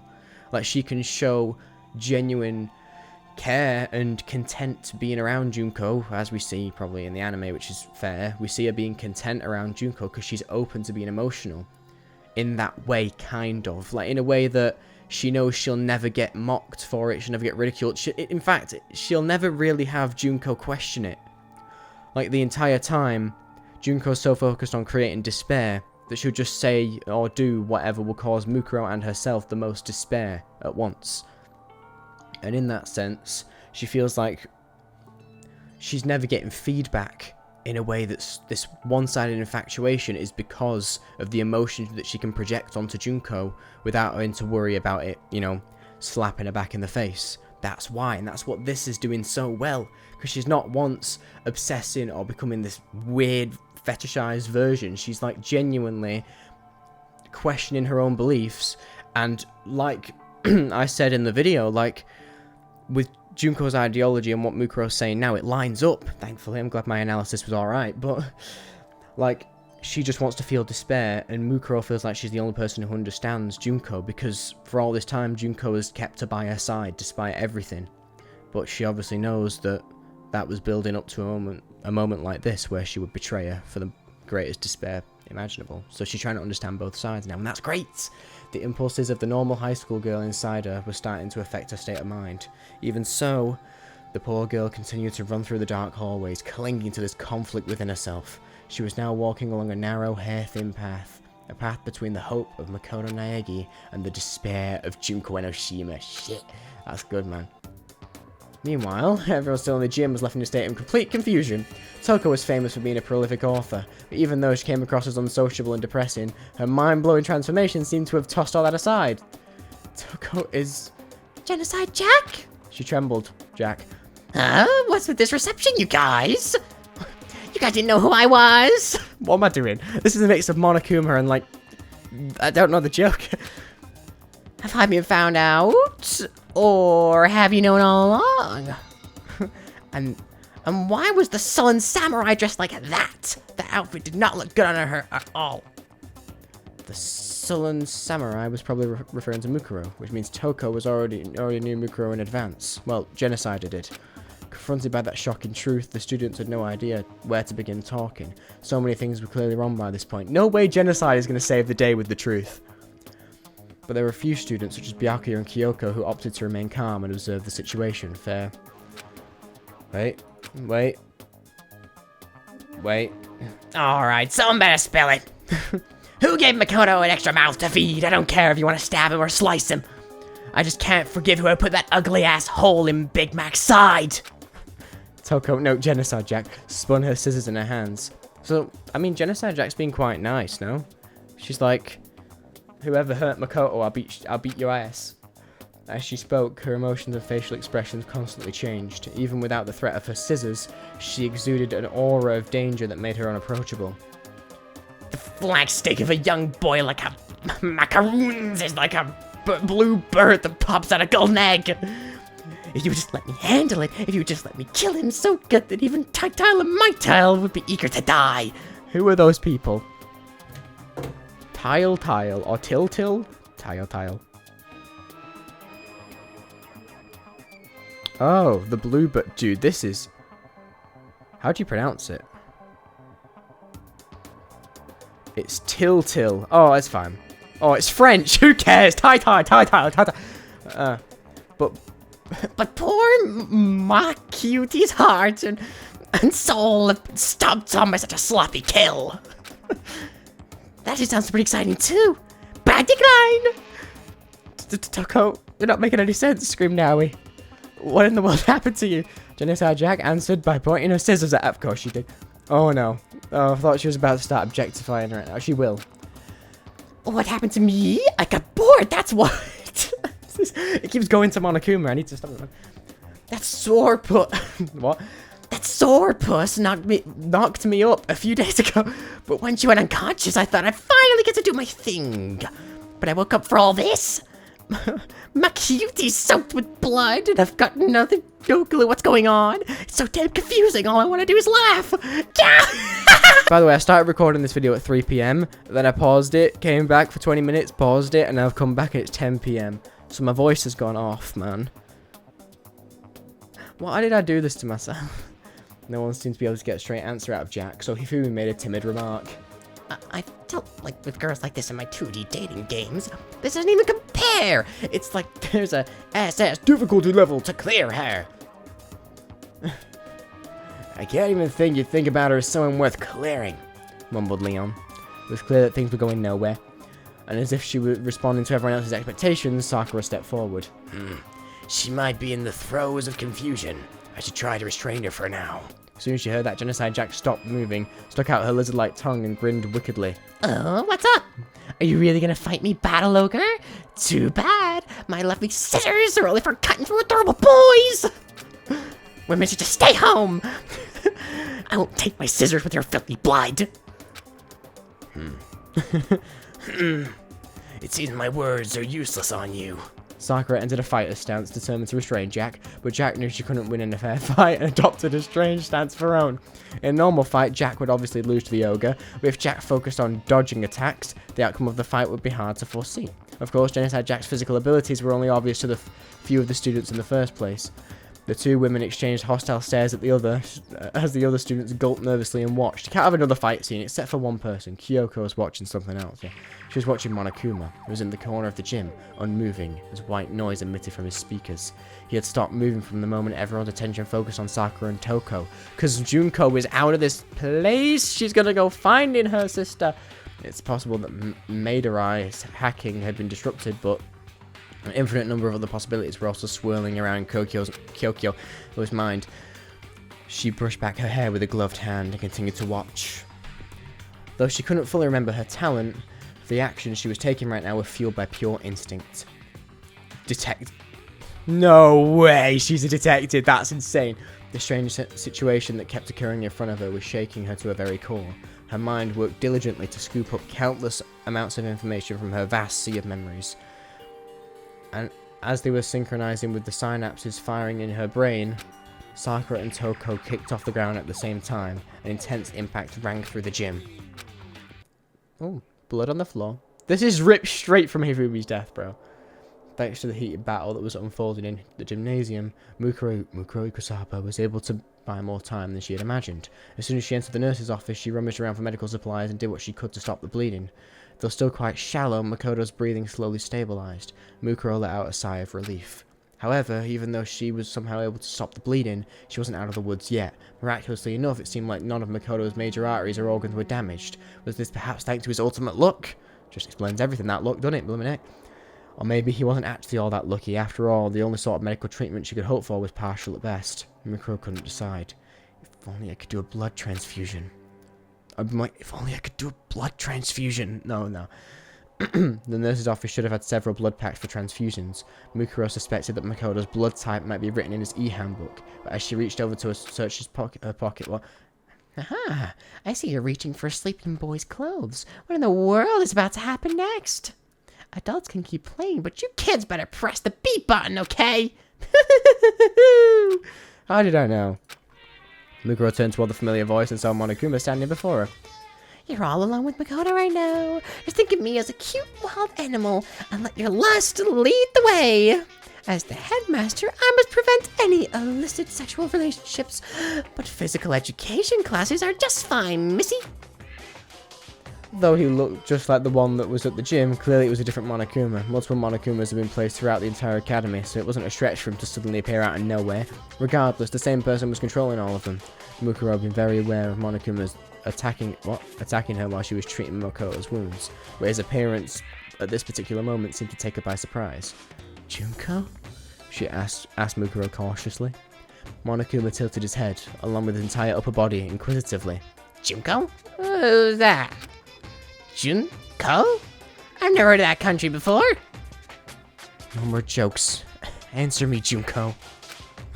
You were planning to kill me earlier, right? Junko there. wrong guy. Junko this, Junko that. What's your problem? I'm telling you, I'm Monokuma. You must be a big disappointment. What? You must be a big disappointment if you can't remember something like that. You're not just a disappointment as a person, you're a disappointment as a sister too! You're too skinny, and your brain is nothing but muscles, and your personality is just unbearable! I'm sorry, said Mukuro. She didn't need to apologize, but hearing her little sister call her a disappointment yet again was enough to make her ultimate soldier recoil. Monokuma ignored her in her current situation, and climbed on top of Makoto's barely breathing body and began poking his cheeks. So what are you gonna do in Makoto now? I'm really interested in human mating habits, you know? Listen, there's not an incestual undertone under here, but like, why is Junko watching? What do you... asked Mukuro before trailing off. Monokuma lowered his tone and began whispering into her ear. Makoto's a pretty nice guy, huh? He even sacrificed himself to save you. He's so generous that it's actually hopeless. He's not dead yet, insisted Mukuro. Despite her firm tone, she couldn't hide the fear lingering in her voice.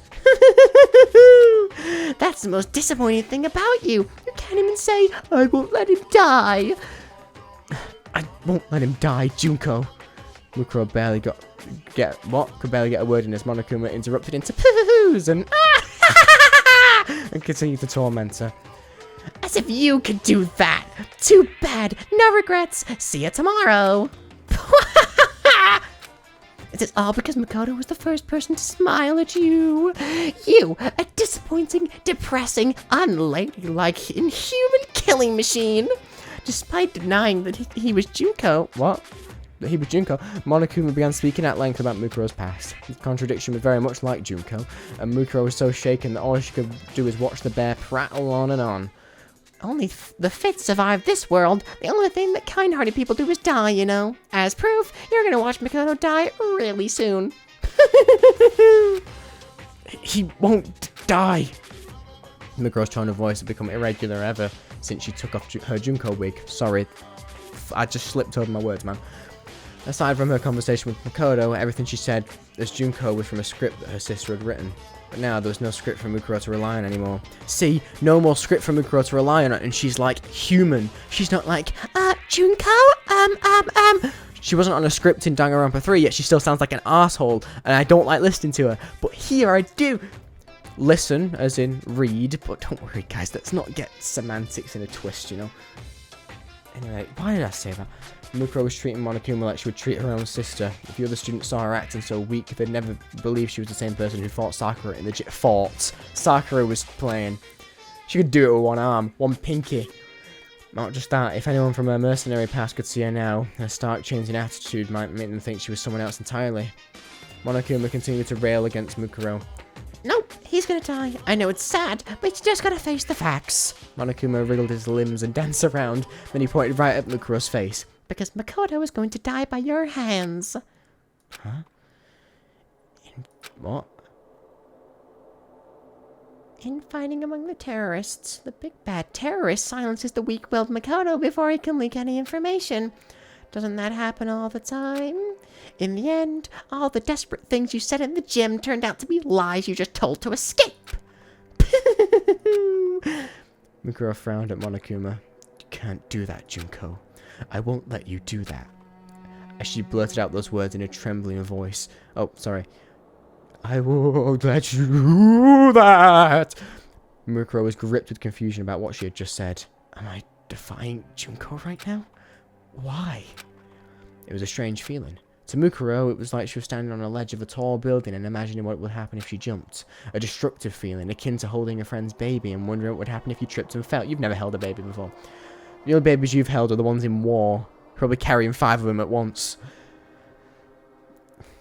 I was going to continue with the joke, but I didn't know where it was going. Before she knew it, fear and anxiety had suddenly taken over control of Mukuro's heart. As a member of Fenrir, and as an ultimate despair, Mukuro had killed innumerable people. She had handled live grenades before.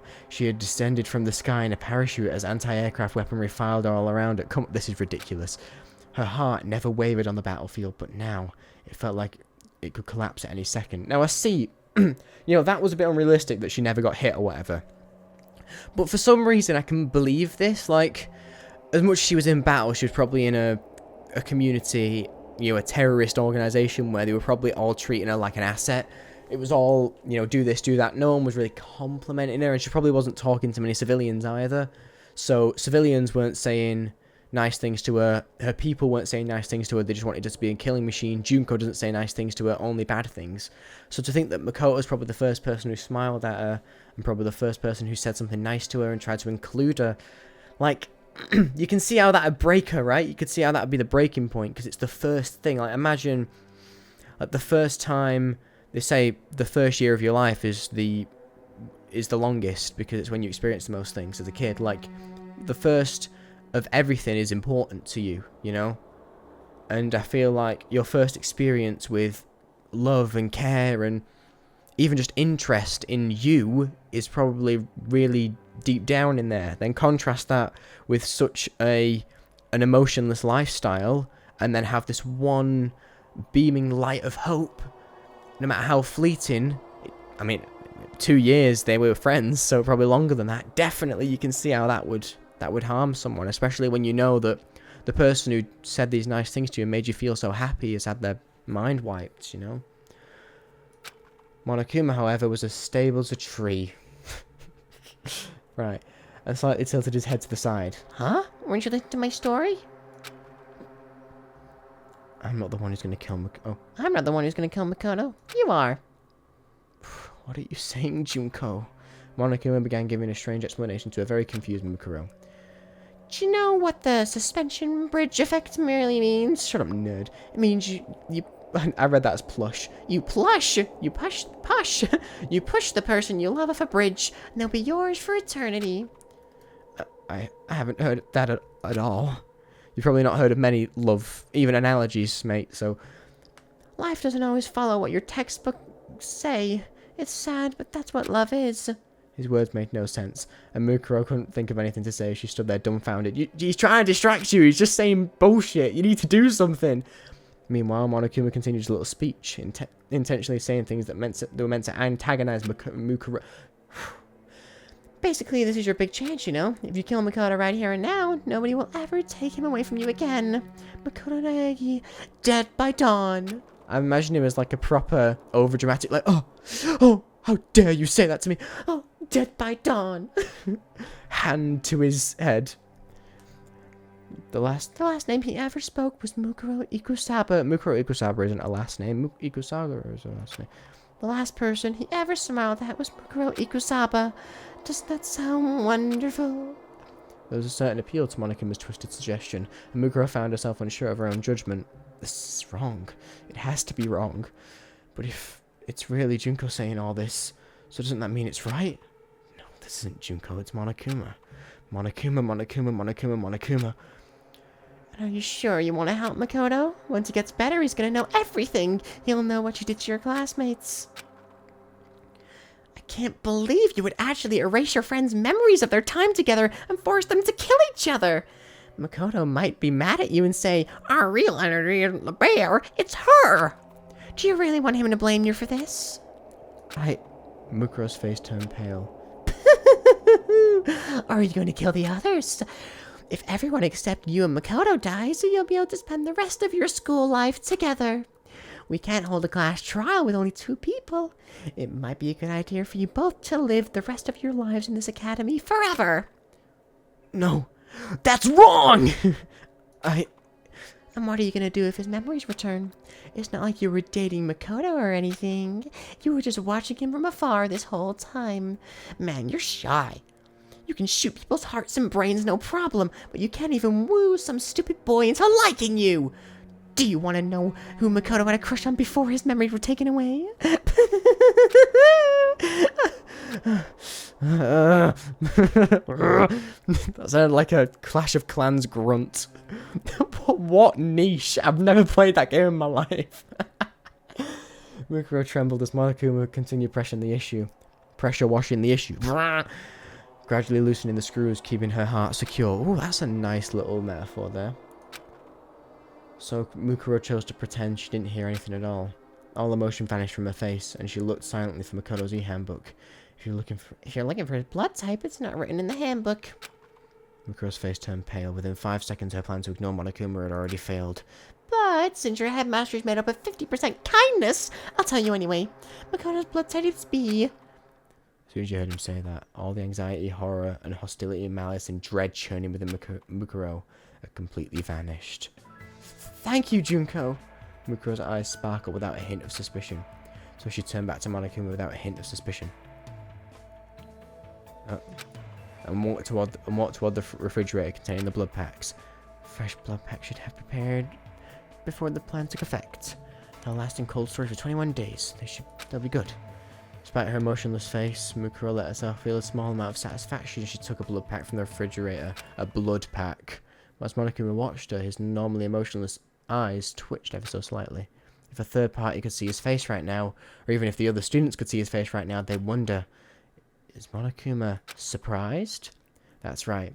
They'd have the same shocked look on their face as if they were seeing Monokuma for the first time. At that moment, a whisper crept out of Monokuma's emotionless face. There should be a limit to how disappointing you can be. It was far quieter than a mosquito's wings. Even with her battle-hardened hearing, Mukuro couldn't hear what he said. Monokuma shook his head and the voice returned to normal.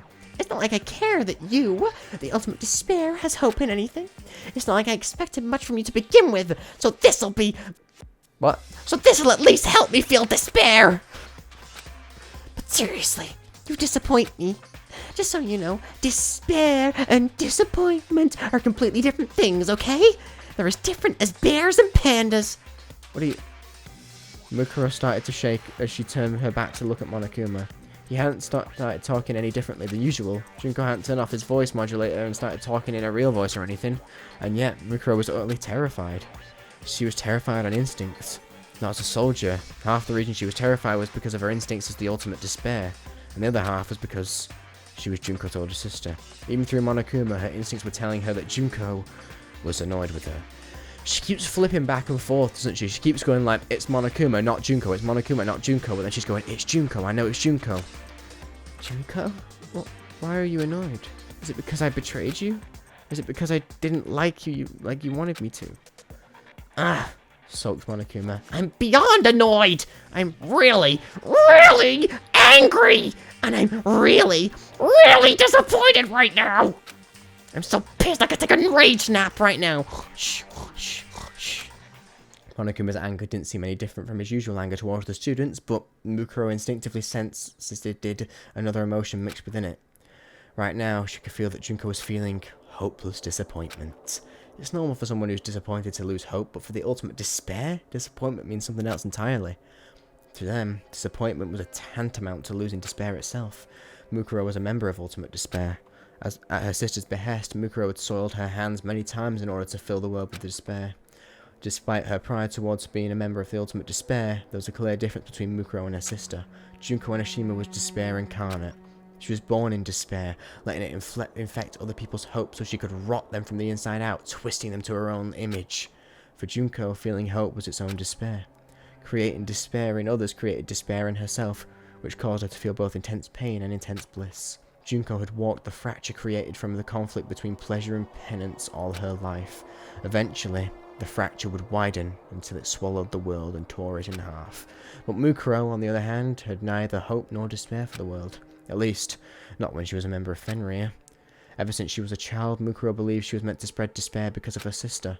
She didn't harbour any ill will toward the world. She simply accepted she was meant to spread despair, and chose to walk the same path as her sister.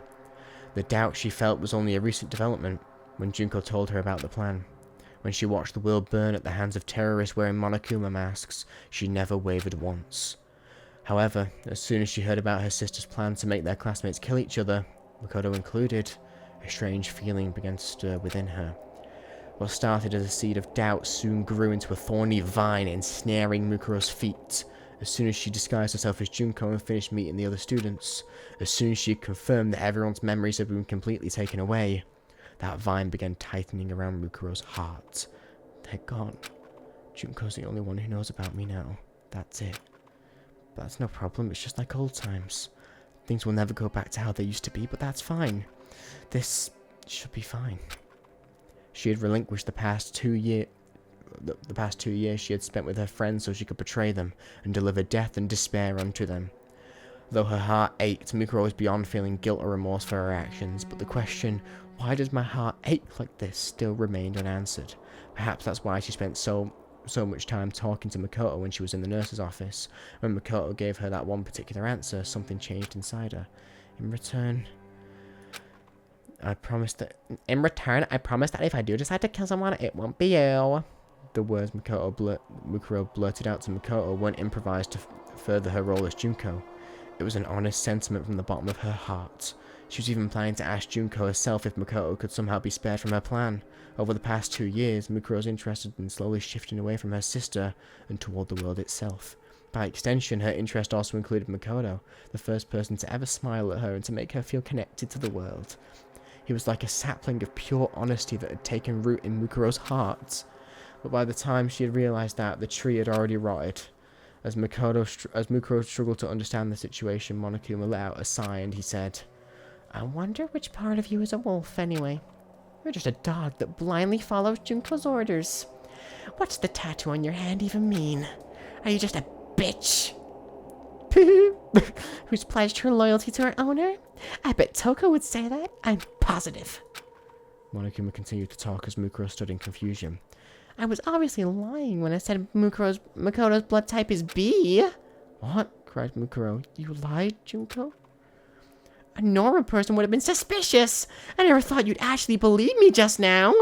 I must have misplaced my eyes because I totally did not see that coming.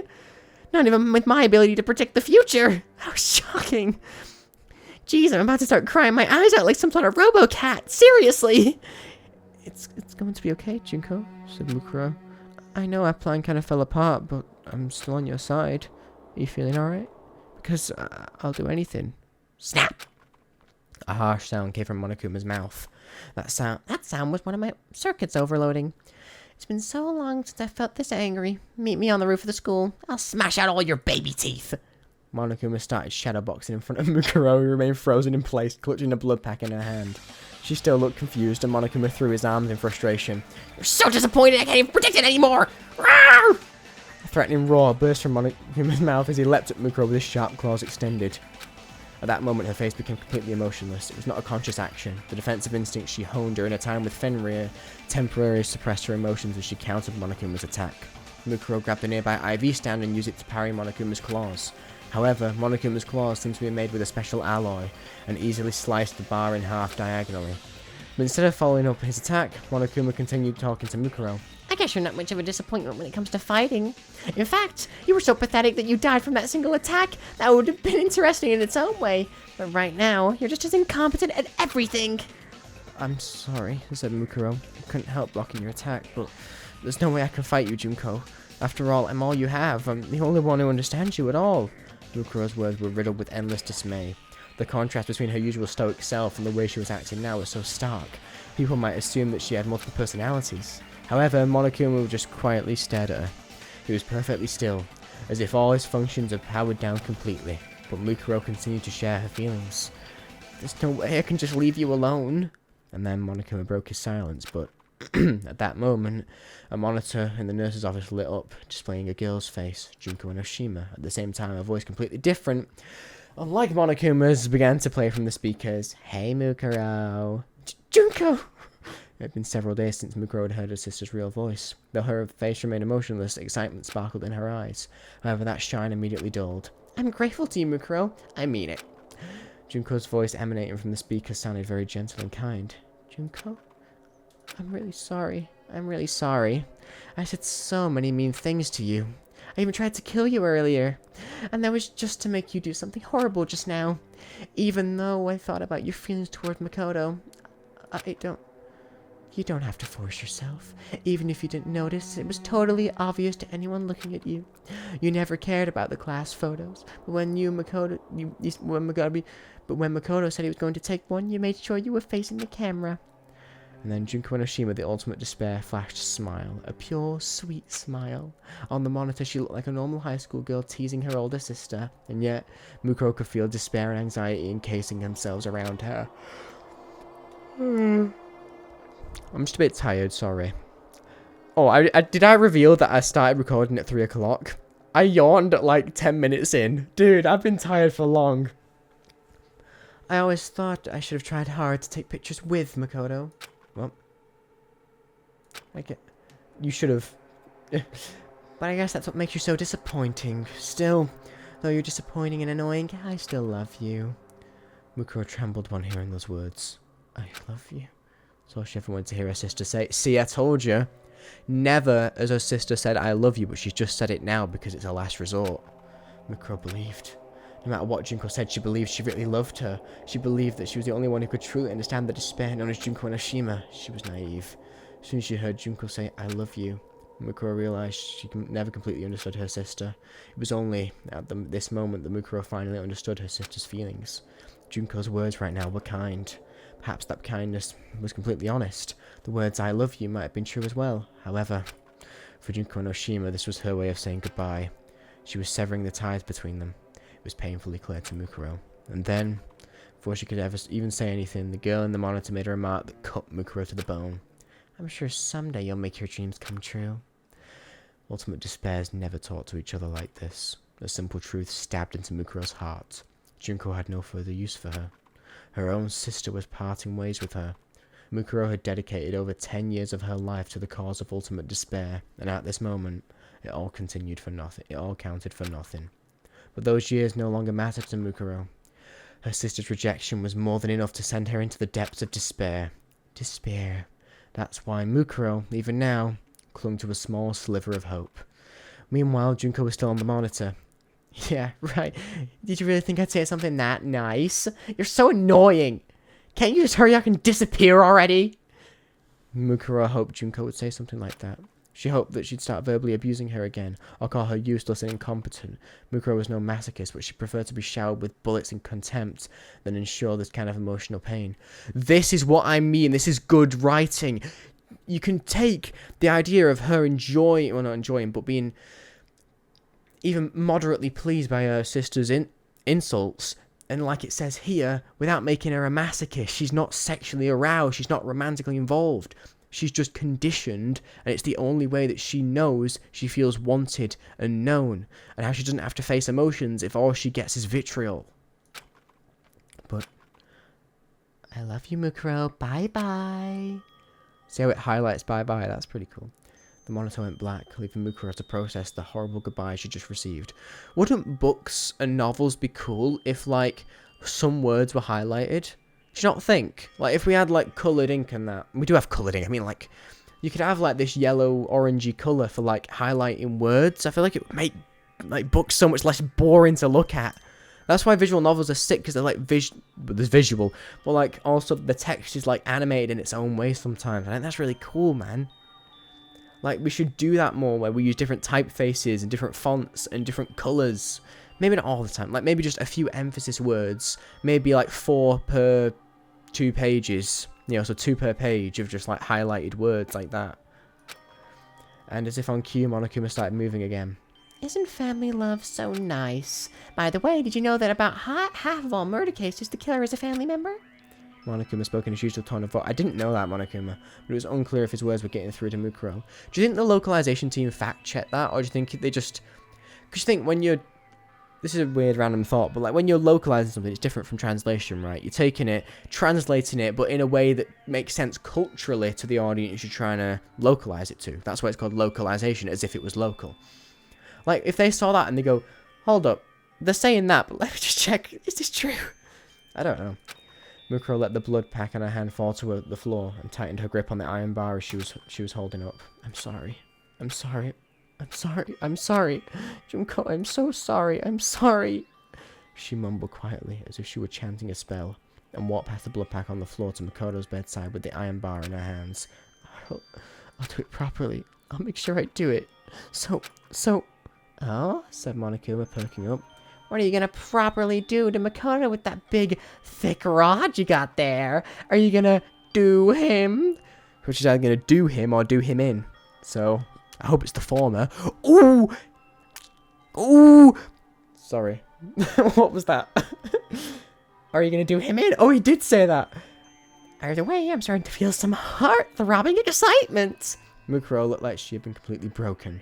Monokuma walked closer to her with eager anticipation. Can I just say, Monokuma is such a cool concept. Like, having a character who, while the sentences like this are short sentences or medium sentences, but they have, like, impact, don't they? They have no emotion. The sentences are devoid of any sort of flourish. But then Monokuma is contrasting all of the defeat of Mukuro, the flatness of the sentences, by bringing in animation and being an animated personality. Like, that's cool to contrast the despair with more despair. Suddenly, Monokuma's body silently floated into the what? Huh? With no expression on his face, Monokuma tried to see what had just happened to him. And in the blink of an eye, an iron bar ripped through his body. The tip of the bar, which had been cut diagonally earlier to a sharp point, went straight through Monokuma and stabbed into a surveillance camera. The lens was completely destroyed and the camera shot out sparks as it broke down. The iron bar was still stabbed into the surveillance camera as Monokuma dangled from the other end. He opened his mouth as if to say something, but only static came out. A few seconds later, his function came to a complete stop. Without making a sound at all, Mukuro had kicked Monokuma into the air.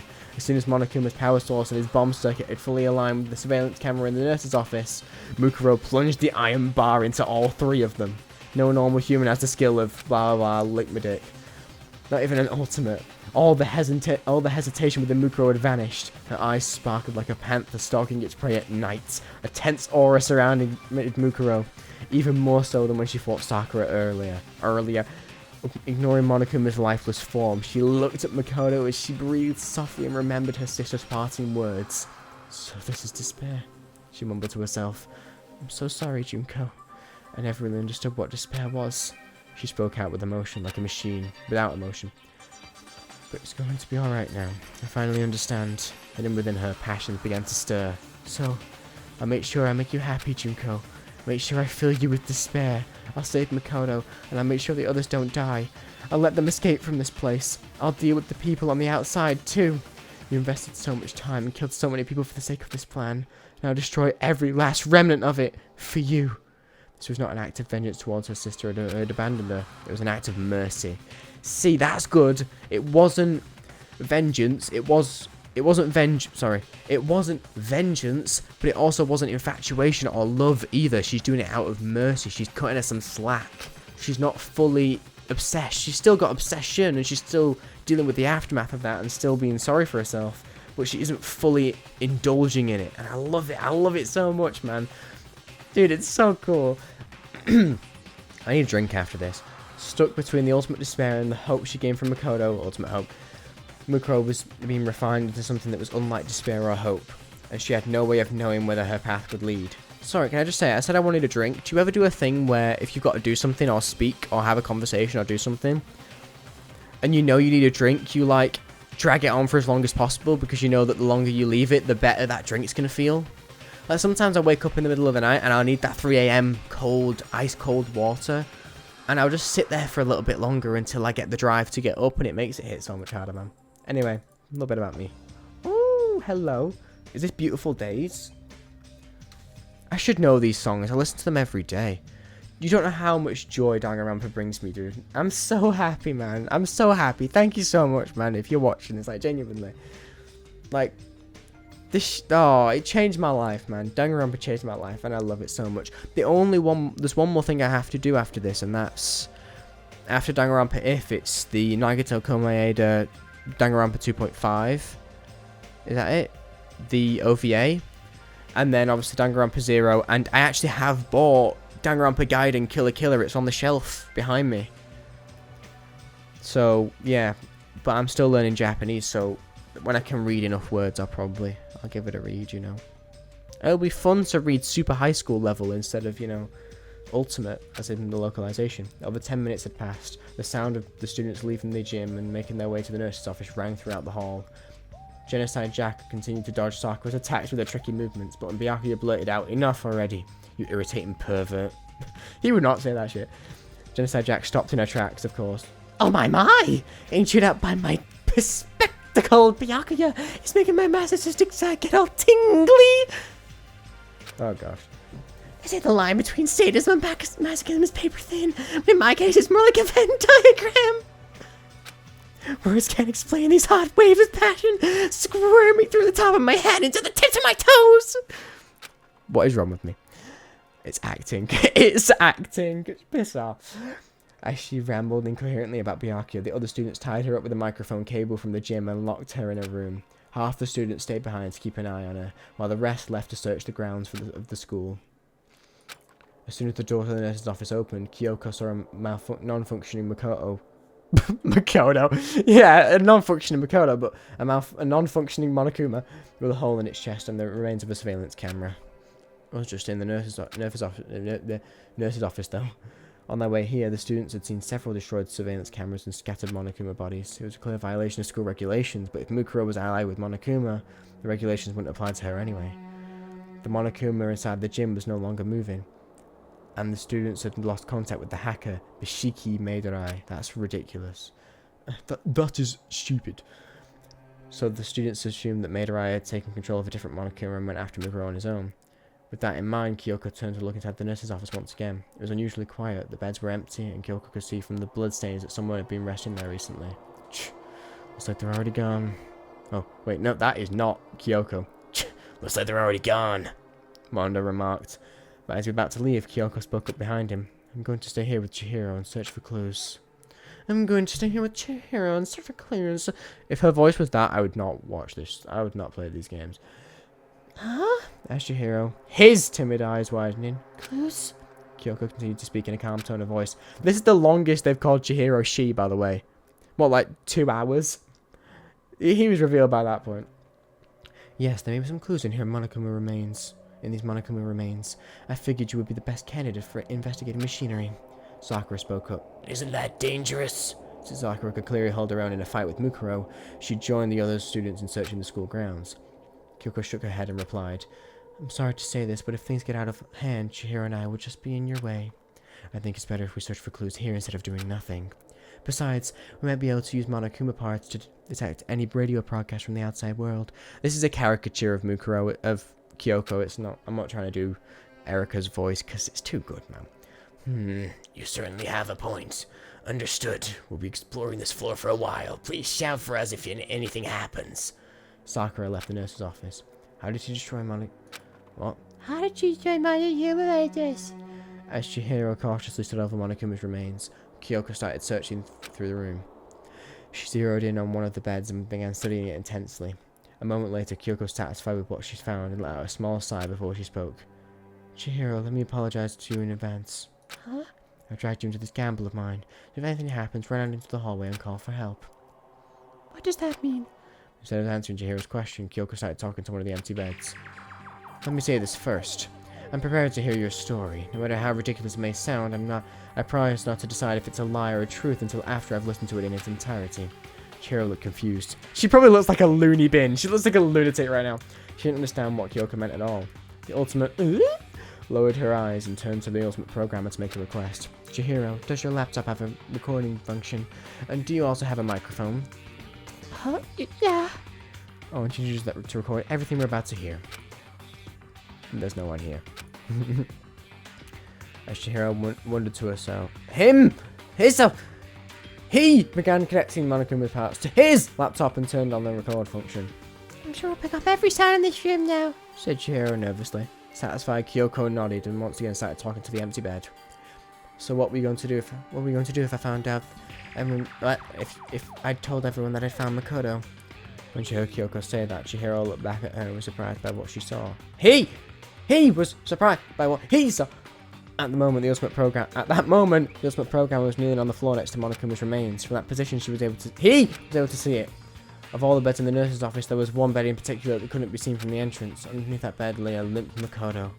A blood pack was next to the bed and slowly providing Makoto with a transfusion. The contents of the blood pack were clear. Rather than blood, it seemed to be some kind of saline solution needed emergency hydration. Though it wouldn't be as effective as a natural blood transfusion, it was enough to keep him from going into shock. And that was the extent of Chihiro's medical knowledge. He was already surprised that Makoto had been in the nurse's office this whole time. Not only that, but Kyoko wasn't talking to the bed that Makoto was under. What? But Kyoko wasn't talking to the bed that Makoto was under. Oh, there was nobody under the bed that Kyoko was facing. Oh, Chihiro. No, I mean Makoto. Sent chills through Chihiro's body, blah, blah, blah. But the moment Chihiro noticed that, a voice rang out from underneath it. As soon as everyone's attention was focused on Makoto, I was planning to take advantage of that opportunity to take someone hostage. As Chihiro cautiously lowered his head until it was nearly touching the floor, he was able to make out who was talking. Surprisingly, the person hiding there was clinging to the frame of the bed, like a ninja clinging to the ceiling. Dude, the ultimate found you, not even knowing that she's a detective, and you're meant to be this master of Fenrir, no one can hit me, I'm sick at being stealthy. But Kyoko found you. Oh, to be fair, she's an ultimate. There's no ultimate big shooty gun terrorist guy, is there? Presumably, if someone had glanced under the bed quickly, they wouldn't have noticed anyone who was there. Though Chihiro had no idea how a person was able to hide under the bed for so long. She could at least understand that their strength was beyond normal human. Yeah, we get it. Mukuro's cool.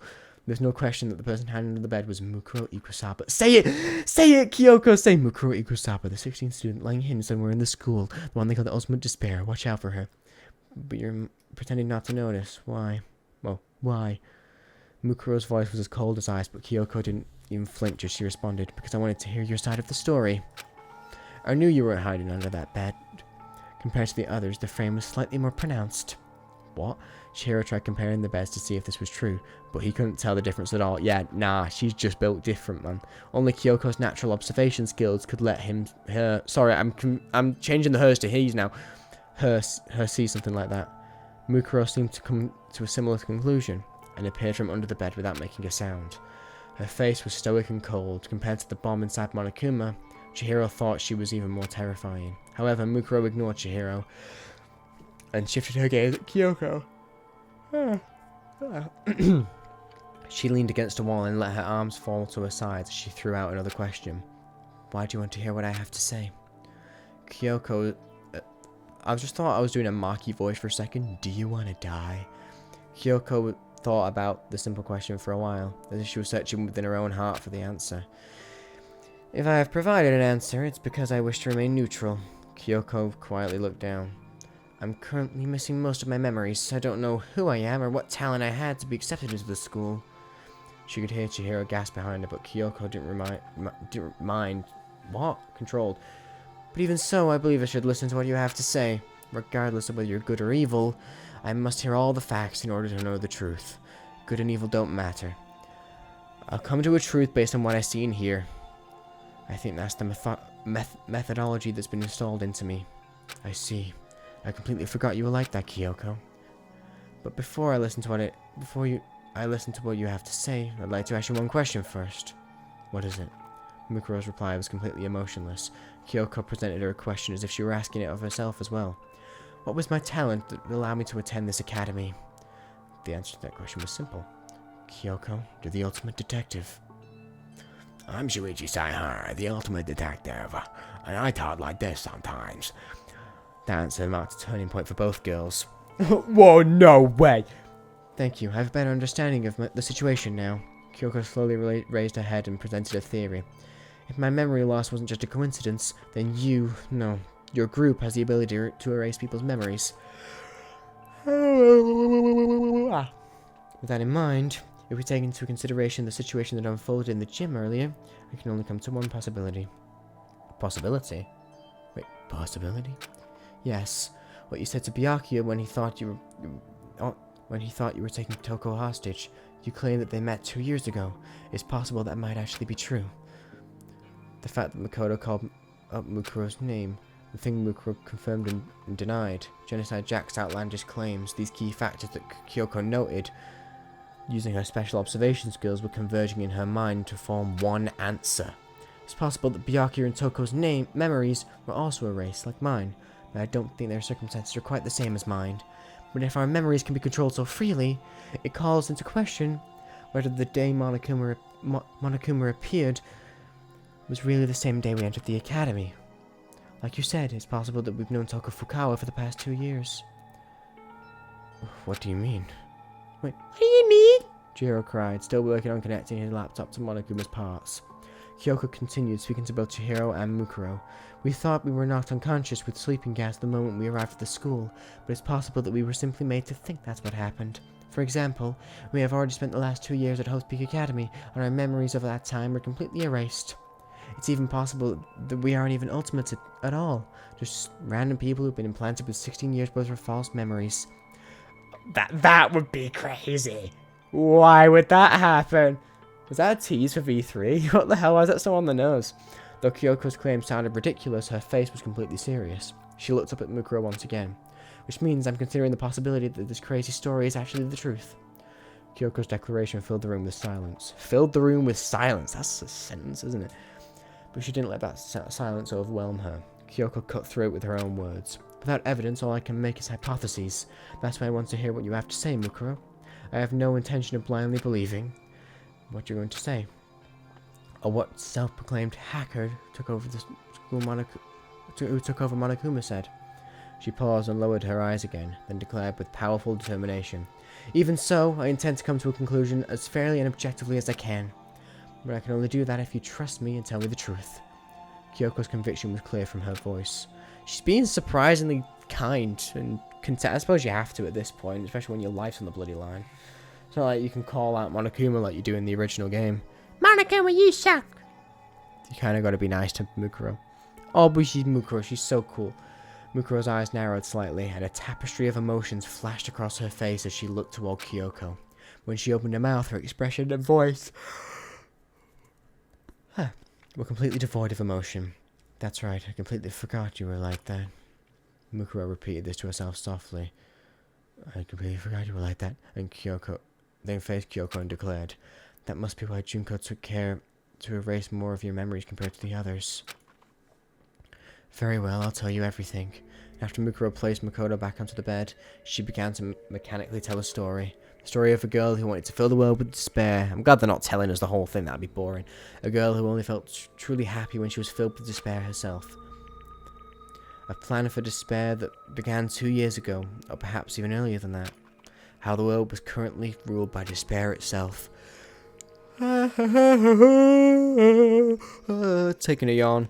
Mukuro provided a brief summary of everything she knew about the plan. That's why it sounded even more outrageous than Kyoko had expected. And through her story, Kyoko was able to learn the truth about herself. Who she is and why she came to the academy. The fate of the academy's real headmaster, Kyoko's father. As she listened to Mukuro's story, Kyoko remained silent the whole time. Her face went blank when she learned her father had died. Perhaps her memory loss and the absurdity of the situation helped lessen the impact somewhat. But there was no guarantee Kyoko would even believe her story. After Mukuro finished speaking, Kyoko stayed silent. With her unrivaled mental prowess, she was able to listen to Mukuro's story without interrupting her or dismissing it as nonsense. Mukuro continued, you don't have to believe me. After all, any pictures could prove my story are with Junko. All I can do is talk. After she said that, Mukuro silently walked toward the entrance of the nurse's office. When she arrived at the door, she spoke again without looking back. But even if you don't believe me, you still listen to everything I had to say, so... Kyoko, Chihiro, thank you. After apologizing in such a strange tone of voice, she turned to the bed where Makoto lay, breathing weakly. Make sure Makoto stays rested. When he wakes up, make sure you give him some support drinks from the dining hall, or a supply room to drink. Please. Of course, but what are you going to do now? Asked Kyoko. Mukuro straightened herself up. Despair. I need to make Junko feel despair. Mukuro continued mumbling to herself as she opened the door. There's nothing else I can do.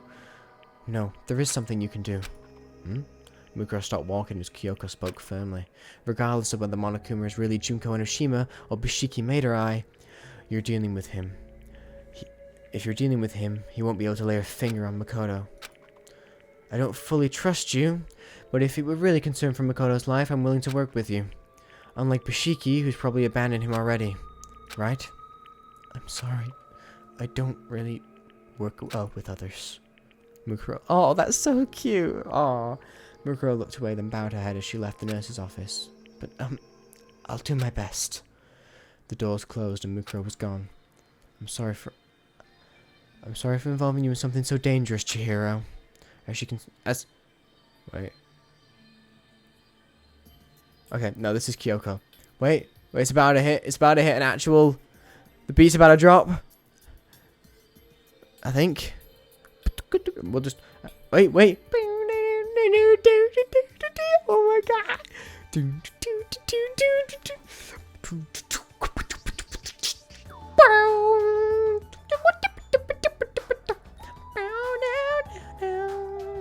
Dude, I want to cry, dude.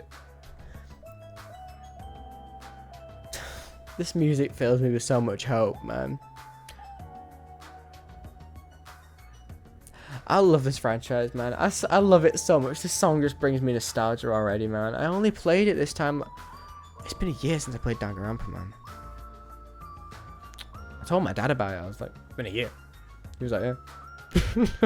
Anyway, as she continued to organize the vast amount of information that Mukuro gave her, Kyoko turned to Chihiro, who was still working on Monokuma. As she trembled with fear, Chihiro slowly looked back at Kyoko. Kyoko? Kyoko? What Mukuro said just now? Chihiro's face turned pale as he struggled with his words, and Kyoko tried to calm him down. I can't determine if anything she told her was true or not. There's no way to be afraid. I am low-key a little bit sad right now. Just because of this music, it reminds me of playing Danganronpa, and I was so happy, man. I was so happy. It feels like infringing on nostalgia, you know? Like a little bit. I'll probably look back on this and be nostalgic for it, but like, it feels like I'm infringing on like a very special part of my brain that sort of kept this music and Danganronpa, playing Danganronpa 1 as like a really just treasuring experience. I have something to unpack, man. What is wrong with me? But genuine though, that's true. But Chihiro shook his head and returned to looking at his laptop. I think she's telling the truth. What are you basing that on? Well, it's like Monokuma really being controlled from the outside. Part of Monokuma's systems have been connected to Chihiro's laptop.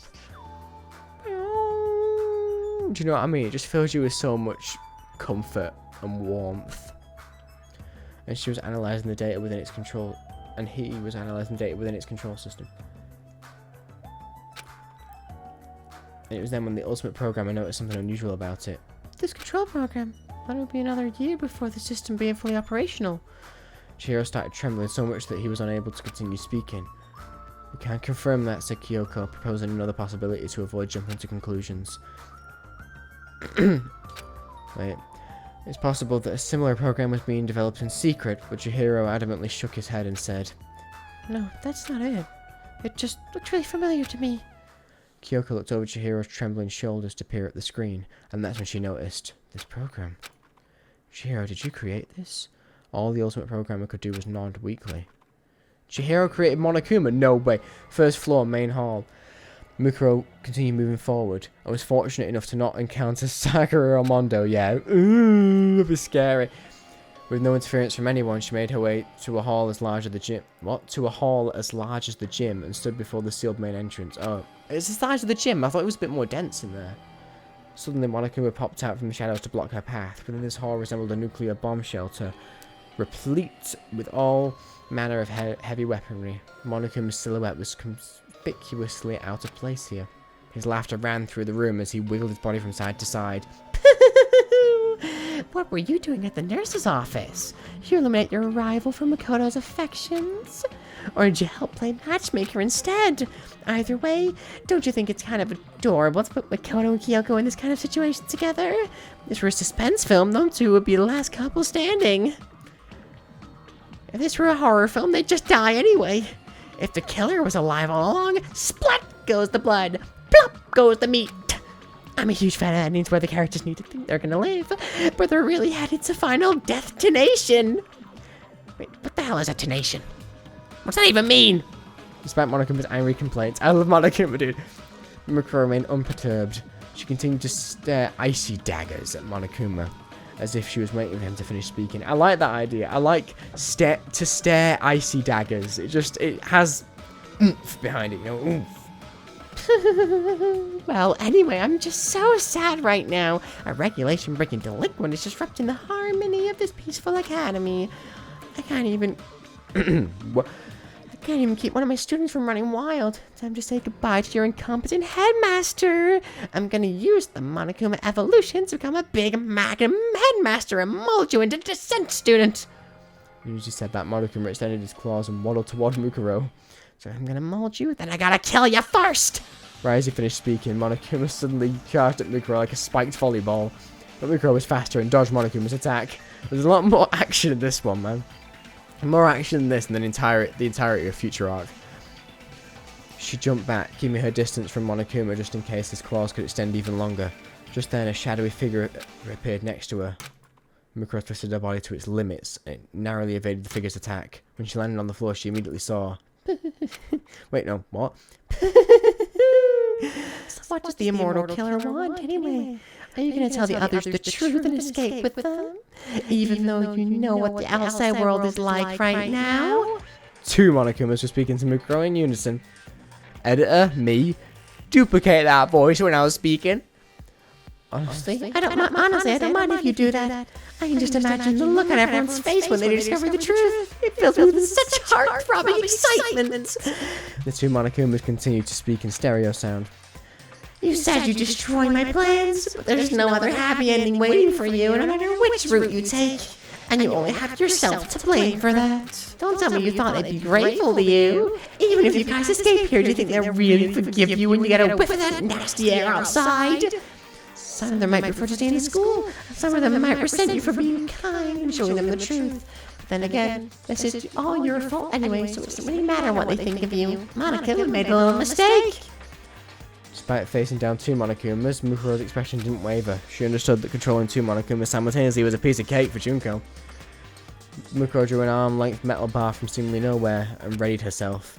It was the remains of the IV stand from the nurse's office, sharpened into a pointed weapon. How did she sharpen it? With what? With her weapon in hand, Mukuro responded with a cold, mechanical tone. That's fine. I'm already used to that. None of the fear she felt when Monokuma suggested that Makoto would blame her appeared on her face. Her path was clear to her now, and she calmly issued her demand to Monokuma. Junko, open the gates. The shock of such a straightforward demand left both Monokumas momentarily speechless, but as soon as they replied, Huh? Why? So we can all leave together. Another straightforward answer. Both Monokumas faced each other and began gesturing as if they were whispering to one another. How is she controlling two, dude? Mukuro knew their movements were intended to mock her. Unmoved, she continued to speak to Junko directly. I think they'll understand if I show them the outside world, and they'll stop doubting Makoto. You always find new ways to disappoint me, Mukuro. Did you forget why the school has an air filtration system? It's true that the air outside is Wrong voice. It's true that the air outside is polluted, but I don't think it'll kill us immediately. Besides, it's better than being trapped in the school and forced to kill each other. How can you be sure the others will go along with you? You know what I mean, right? Before the former headmaster got turned into space dust, he interviewed the others and they all agreed that they wanted to stay in the school. That was before their memories had ever been erased. Do you really want them to betray their wishes? Mukuro blinked and slowly stepped forward. I don't really care about their feelings. Huh? You're all I need, Junko. So don't worry, I'm always watching out for you. I'm going to make sure you feel despair. I'm going to make Makoto and the others happy. If you want me to revel in your despair that badly, then I'll trust the hope Makoto gave me, and take my chances with them instead of you. Mukuro's brief but powerful words caused the Monokumas to turn and talk to each other again. Oh my, this doesn't look good at all, Monokuma, eh? This child doesn't realize her own hypocrisy. She's so disappointed that she's starting to reach critical mass, right, Monokuma B? The two Monokumas looked at Mukuro, who seemed ready to destroy them, and said, What do you think, Monokuma C? You can't do 3. See you next Tuesday, mate. That's never happening.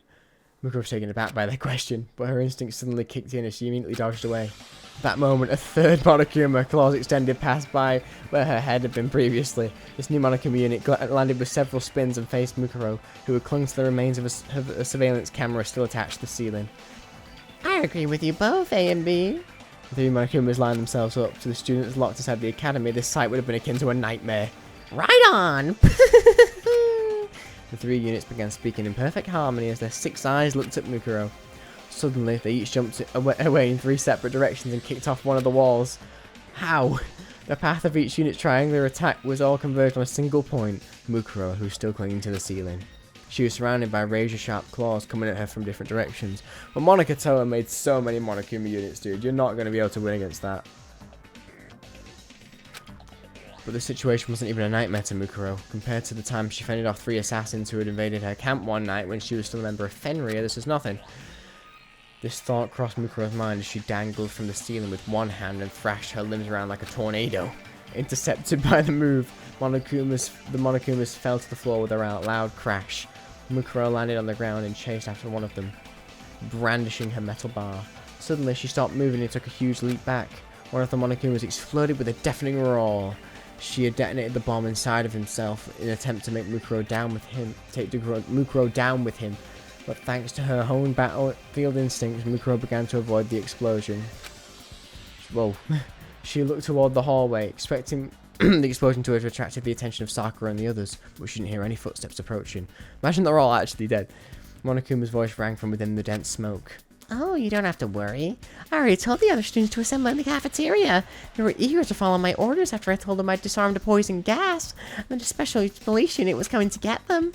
I'm pretty sure Kyoko and the others are all in the cafeteria by now. I'm sure Makoto is with them too. I doubt Sakura would get to arrive with him, but I'm sure Byakuya would torture Makoto once he wakes up.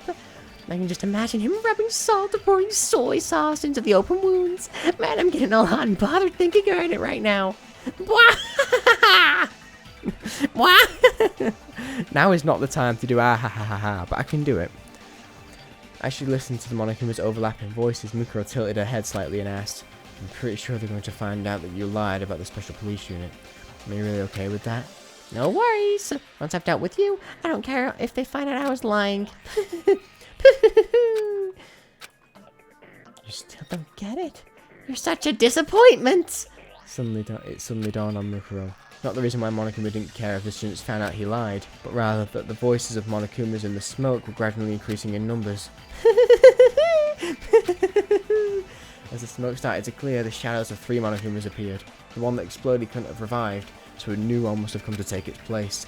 But there's no way Mukuro only heard 3 Monokumas talking just now. As if to prove her hearing had been accurate, the Monokumas suddenly made their move. The 3 Monokumas bent over and began twirling their upper bodies. From behind them, Monokumas emerged like after images brought to life. This second row of Monokumas mimicked the earlier ones with only 1 frame of delay, revealing even more Monokumas behind them. Eventually, Mukuro realized that there were 3 rows containing 10 Monokumas each. Did you know this is called a circle dance? Monokuma's 30 voices spoke in perfect harmony, killing harmony, as they divulged information that had nothing to do with the current situation. Mukuro already knew that multiple Monokumas were positioned throughout the academy, but only Junko knew how many Monokumas actually existed. Mukuro had no way of knowing if these 30 Monokumas were part of a larger contingent. The flock of 2-toned teddy bears continued to twirl around. Mukuro felt like she was being bombarded with hypnotic images. Yeah, black and white. But faced with this abnormal sight, the ultimate soldier remained calm and maintained her focus. She was not unlike the girl who had panicked earlier in the gym when Makoto was impaled. As she stood before 30 emissaries of despair, she slowed her breathing and allowed her heart rate to accelerate. It was instinct, not fear or panic, that sent her blood racing through her body, speeding up the reaction time of her cells. As her senses sharpened, the Monokumas began speaking to her again. Don't worry, I'll make sure Makoto doesn't die. As long as everyone lives, I can reset their memories as many times as I want. That's right, all your efforts, hope, dreams, and determinations are going right in the garbage heap. The Monokumas turned, speaking in groups of 10, as if the mastermind controlling the Monokumas wanted to show off their ability to manipulate them. However, the ultimate soldier knew that the true purpose behind all this was. She strained her ears to their limits and noticed a certain sound hidden among the Monokuma voices. Mukuro's face remained perfectly still as she kicked off the floor. The moment she moved to the side, a roaring sound shook the entrance hall. Whoa! The ceiling-mounted turrets in front of the gate started raining bullets down on Mukuro. The Monokumas were just the mastermind's decoy while she tried to blow her away.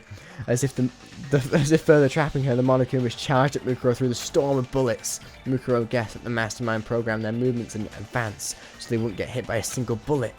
She is the ultimate analyst, isn't she? She ran for the gates, evading waves of bullets and claws at every step of the way. Programming 30 Monokumas in 2 turrets while also predicting Mukuro's escape route. This would be considered impossible for anyone, but Mukuro knew it was possible for Junko. As the ultimate despair, she possessed despair-inducing abilities that surpassed the capabilities of any normal human. Her display of power was only for filling Mukuro with despair. Despair. The scene playing out in front of Mukuro was brimming with despair.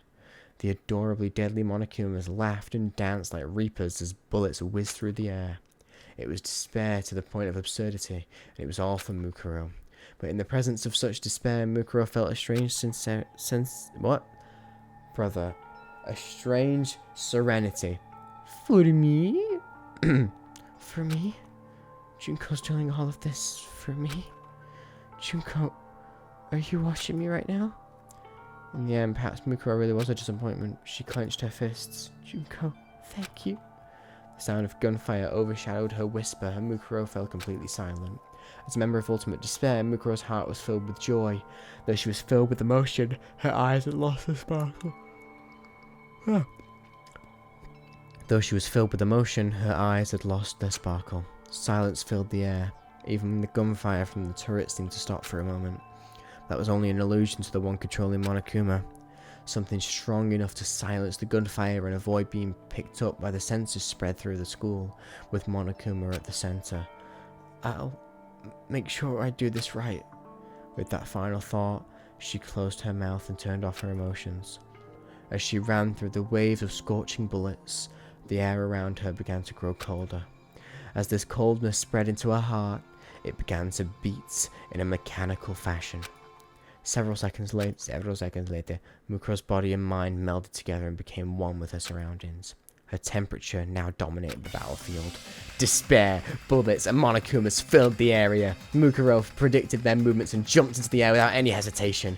One of the Monokumas jumped at her, but she avoided his attack, kicked his body, and launched herself in midair.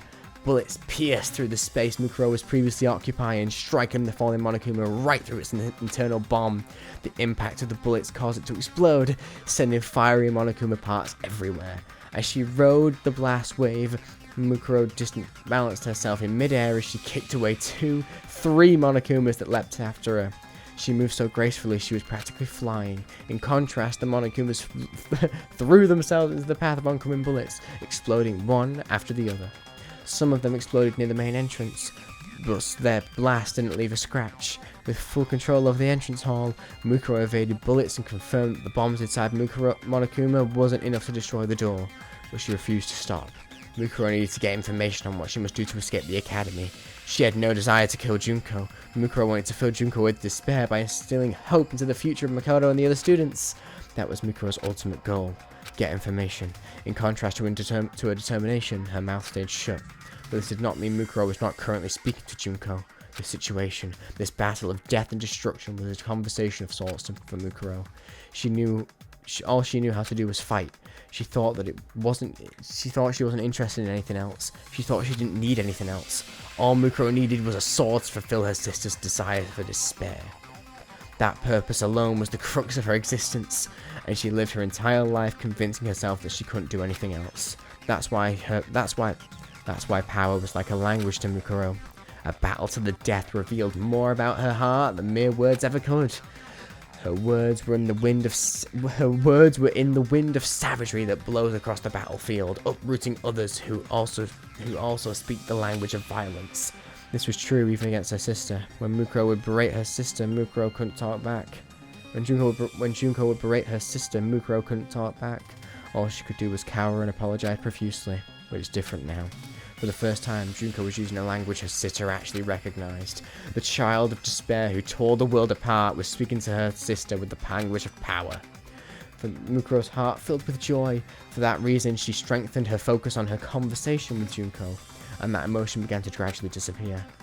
On this frigid battlefield, Mukuro continued her heated conversation. Endless rounds of despair fired from the school's turrets, but Mukuro's words intercepted every last violent shot that threatened to shatter her body and mind in half. She quickly realized that the Monokumas hadn't decreased in number at all, and no matter how many she kept destroying... I'll just say they kept coming. Not only that, she noticed that more Monokumas had been joining the fray until there were nearly 50 of them for Mukuro to fight. But Mukuro's resolve wouldn't break so easily. As she continued to wield her power, her heart began to fill with something that was neither hope nor despair. Imagine Sakura bursts in, then Mondo, then Taka, then like everyone, then friggin' Chihiro starts beating him up. She learned despair from being abandoned by Junko. She learned hope from her acts of violence. For Mukuro, who had no interest in this world, the small space in front of the gate was a reflection of her life, a representation of her entire world. This disappointing girl, filled with endless disappointment, who knew no other way to live, continued her lonely dance. She surrendered herself to the rhythm of despair, which accompanied the music of hope. Wow. Computer room's in innermost area, Monokuma room. How much time had passed? The surveillance cameras at the gate were capturing a footage of countless Monokumas falling at the hands of a child who fought like a raging demon. The Monokumas boasted their numbers, and now 100 of them were trying to sink their claws into Mukuro. Most of them were running out on autopilot, reacting to her movement based on prior information they had received in advance. But despite standing before hundreds of mechanical adversaries, Mukuro's face showed no fear. She hadn't sustained a single injury, giving her a presence that was nearly divine to behold. Of course she didn't. Though Sakura Ogami was powerful enough to injure her arm, Mukuro... Oh yeah, she did get damaged. Mukuro in her current state could potentially fight Sakura to a draw now, without relying on firearms. Because she's got hope in her heart. She took complete control. Oh, actually, she's got neither. I reject that hope. She took complete control of the battlefield, taking in her surroundings as if they were a part of herself. She dodged attacks from the rear as though she had eyes in the back of her head, and stabbed through Monokuma's weak points with her metal bar. No matter where the attacks came from, Mukuro deflected them all as if her skin were covered in eyes. Describing her as ultimate no longer did her justice. Mukuro had transcended the boundaries of humanity and becoming a pure killing machine. But despite that, even though she understood the ludicrous power her sister possessed, Junko was not afraid. She felt not one iota of fear. After all Junko can feel is despair. She even started to admire her sister's attempt to fill her with despair. But that sentiment quickly filled Junko with an orgastic ecstasy of despair. Junko knew. Oh, orgiastic. Oh, like orgasm. Oh. I was putting origami, dude. She knew that Mukuro was neither hope nor despair. She was just a phenomenon. A disappointing girl who no longer understood herself. Who only knew how to be violent because it was all she could believe in anymore. Mukuro had become an avatar of destruction beyond that of any military force. She couldn't even be considered a soldier anymore. She was a natural disaster like a typhoon or a tornado. Or perhaps like gravity. Or perhaps like gravity, she was now a fundamental force of the universe that only existed to bring despair to Junko. The mastermind who enjoyed watching her sister go all out. If Mukuro destroyed everything and ruined her life, Junko would still be comforted by the despair. She could still just go right ahead and overpower her. Junko considered this for a few seconds until the familiar, hopeless habit reared its head. Her habit of getting so bored that it made her sick. The girl who had been grinning as she watched the screen now bore a look of calm stoicism, and she reached for the microphone connected to a Monokuma's speakers. Mukuro was no longer human anymore. But Junko knew how to bring her back. It was a simple feeling, really. And with that hopeless feeling for Mukuro in mind, the mastermind said just one word. Mukuro. In front of the main entrance. Mukuro. That voice. He was calling her name. Instead of just using Monokuma's voice filter, Junko's natural voice was coming out of the Monokuma unit. That's all it took. The one word Mukuro Ikusaba had stopped being a force of nature and become a person again. Monokuma would not miss this opportunity. As if moving to the beat of Mukuro's shaking heart, a torrent of claws leapt to attack her. Dude, I just did something with my chair, that hurt. But Mukuro trusted her instincts and twisting her entire body to fend off the attacks, leaving her with only a few scrapes here and there. But the despair wasn't over yet. The ultimate despair didn't waste any time getting to her next move. Mukuro, watch out! What? As soon as Mukuro heard that voice, her mind went completely blank. There's no mistaking it. That was Makoto's scream. Oh, scream. Mukuro, watch out! That scream that had saved her from the spears of Gungear and changed her destiny. No, that's wrong! It took her a tenth of a second to realize that that voice was just a sound clip that Junko had replayed. It was more than enough time to drag Mukuro, who had regained her humanity, into despair. Right when she recovered from her moment of shock, Monokuma appeared behind her with a roundhouse kicked her in the temple. She twisted her head to roll with the blow. At that moment, a different Monokuma attacked her from the opposite side with a headbutt. As soon as Mukuro dodged that attack, 3 Monokumas launched simultaneous drop kicks and knocked her to the ground. Ugh. The fact that they weren't using their claws meant they weren't trying to kill Mukuro right away. Before she could stand up again, dozens of Monokumas waited for her on the floor. What? Waiting for her on the floor, climbed to the top of Mukuro and pinned her limbs. One of the Monokumas waddled over to Mukuro as she lay face down on the floor and laughed. A pretty girl getting pinned in by all these me's. Wonder if I should feel more excited about this. Don't make that face. If I wanted to kill you, what? Don't make that face. If I wanted to kill you, I'd just pump you full of bullets right now. I don't think that the audience watching this on TV would like that ending very much. Okay. I need to make sure I do it the right way this time. What are you planning to do to me? Mukuro asked in her emotionless voice. Monokuma guffawed and answered. Nothing. I'm just gonna stick to the original plan and make you play the killing game at the school. I'll erase everyone's memories again. I'll just make them redo the whole interaction and the entrance ceremony again. In typical Monokuma fashion, he leaned his face toward Mukuro. It'd be boring if we had to redo everything. Maybe this time I'll have you participate as Mukuro Ikusaba. I'll take away even more of your memories, just like I did to that irritating detective girl. You'll be a poor little girl with no memory at all. As Monokuma talked and wheeled his body from side to side, the other Monokumas danced and twirled around. Amid this fantastical scene, Monokuma continued to describe his hopeless plan in a nonchalant manner. At first, you will be the girl with amnesia, and then everyone will feel sorry for you. As they unravel the mystery of this academy, they'll find out who you really are.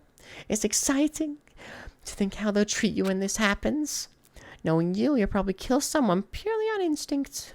Maybe I should rethink my rules about self-defense. You can't. Her memories would be erased. There was nothing she could do about her classmates hating her. But losing even her childhood memories would mean that her connection to Junko would be severed as well. Even if Mukuro had no interest in the world, that was unbearable even for her. I've heard of a New Game Plus. What? Dude, what? I've heard of New Game Plus before, but this is the first time I get to see a New Game Minus. Should I tie you up for fun? Maybe I should make this game even more masochistic. Or get hard mode, very hard mode, and inferno mode. I want to skip ahead to impossible mode. What? Maybe let me erase your memories after I drag you on a motorcycle, pummel you with 1,000 baseballs, burn you at the stake, and crush you with an excavator. All the executions are just like you, Junko. Mukuro knew what Monokuma was talking about. He was describing the tools they had prepared for various executions they had planned for the students. After everyone reintroduces themselves, they'll walk around the school grounds and eventually find a flat-chested girl with amnesia, covered in bandages with Fenrir's tattoo on her right hand. I bet a certain fan base might get off on that. Kill yourself. Genuinely kill yourself. Why are you actually ruining this? Like, seriously, stop it. Whatever, man. I need to chill out. She's just insulting her, man. Monokuma is insulting Mukuro. It's not that deep. Yeah, I mentioned I had chocolate. I just realised it was here. That's surely not a good look for me. I realised it was here. Okay, I'm back. I'm not a fat fuck, so you can shut your face. It's a Saturday. It's a Friday night. Right, yeah, it increased the sales. The Monokuma sounded like he was joking. Everything he said was deadly serious. As evidence, Mukuro heard a rumbling sound off in the distance. What? Oh. Now then, your sweet ride is on its way.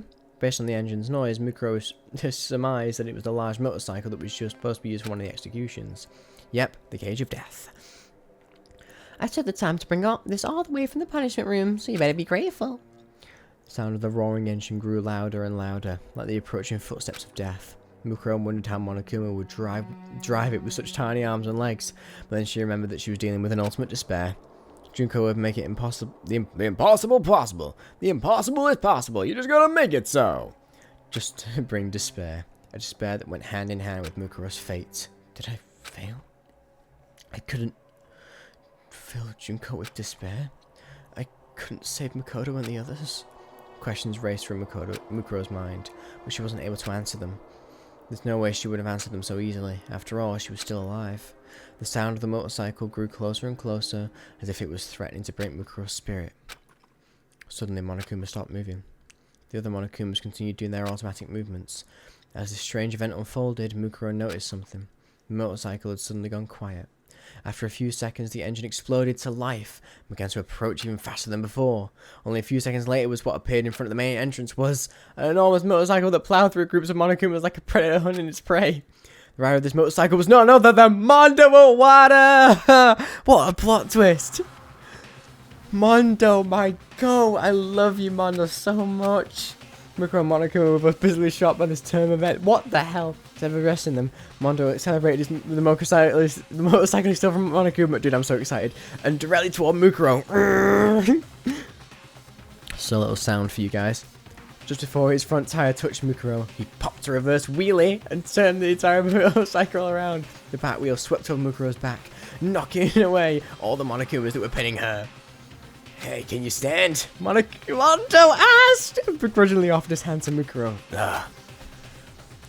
Whatever you say, you fucking dweeb. Confused, Mukuro took his hand and stood up. Romantic. What are you doing, Mondo? I was so close. One of them. What? Oh. What are you doing, Mondo? I was so close! One of the Monokumas protested. Not in a normal voice, but as the hacker. Bakishi made her eye. Oh, yeah. Oh, yeah. You're Bakishi or whatever, right? That's right. Why are you helping it? That's right. Why are you helping a terrorist? I ain't bragging about this or anything, but I have no clue if you or this girl is lying. The veins in his temple began to bulge as his cheeks flushed with anger as Mondo said. But still, I ain't the type to just stand around with some idiot gangs up on a girl. So fair, Mondo, you are the opposite of a woman beater. You are actually the best person I've ever seen in my life, and I love you so much, Mondo. Do not kill the femboy. What are you saying? Get a hold of yourself. You must be experiencing Stockholm Syndrome. You've deluded yourself into thinking you're friends with the criminals you've taken hostage. Monokuma began to explain this to Mondo, but he ignored him, took Mukuro's hand and pulled her onto the back of the motorcycle. Oh, shut the fuck up. I don't know nothing about Stockholms or syndromes, but don't go acting like you can boss me around. As Mondo shouted, he revved the motorcycle as if he was using it to punctuate his words. The ceiling-mounted turrets began moving, but the two disappeared before the turrets could take aim at the motorcycle. Hell yeah. As Mondo shouted, he revved the motorcycle as he was using it to punctuate his words again. Wait, what? Oh. As they zoomed through the hallways, countless Monokumas chased after them, waving their claws wildly through the air. Why? Asked Mukuro. Huh? Shouted Mondo. His voice was even louder than the sound of the engine. Don't get the wrong idea. I don't trust you at all. He lowered his voice slightly as if he were whispering to himself. Still, I don't know why I felt like I could trust what he said. He? Cried Mukuro. There's no time for questions. Magata! The unit leading the Monokuma was chasing after the motorcycle and almost caught up to them. And then, like the enormous maw of some fearsome creature, they brandished their claws in perfect unison. At that moment, the motorcycle was zoomed by a certain girl. The girl's fighting ability surpasses that of any normal human! The strongest girl on Earth. The fighting spirit that defied comprehension, the ultimate martial artist kicked off the floor. Dude, this is like fucking Avengers Endgame! Like, Mondo comes in, Sakura's like, I'll take it from here. Like, what is this, bro? A sound even louder than the motorcycle's engine filled the room. When Mukuro looked back, she saw Sakura landing on the floor, sending a pack of Monokumas flying several meters away. She couldn't even fight one Monokuma. What the hell? Sakura? If she heard Mukuro mumble her name, Sakura didn't acknowledge it.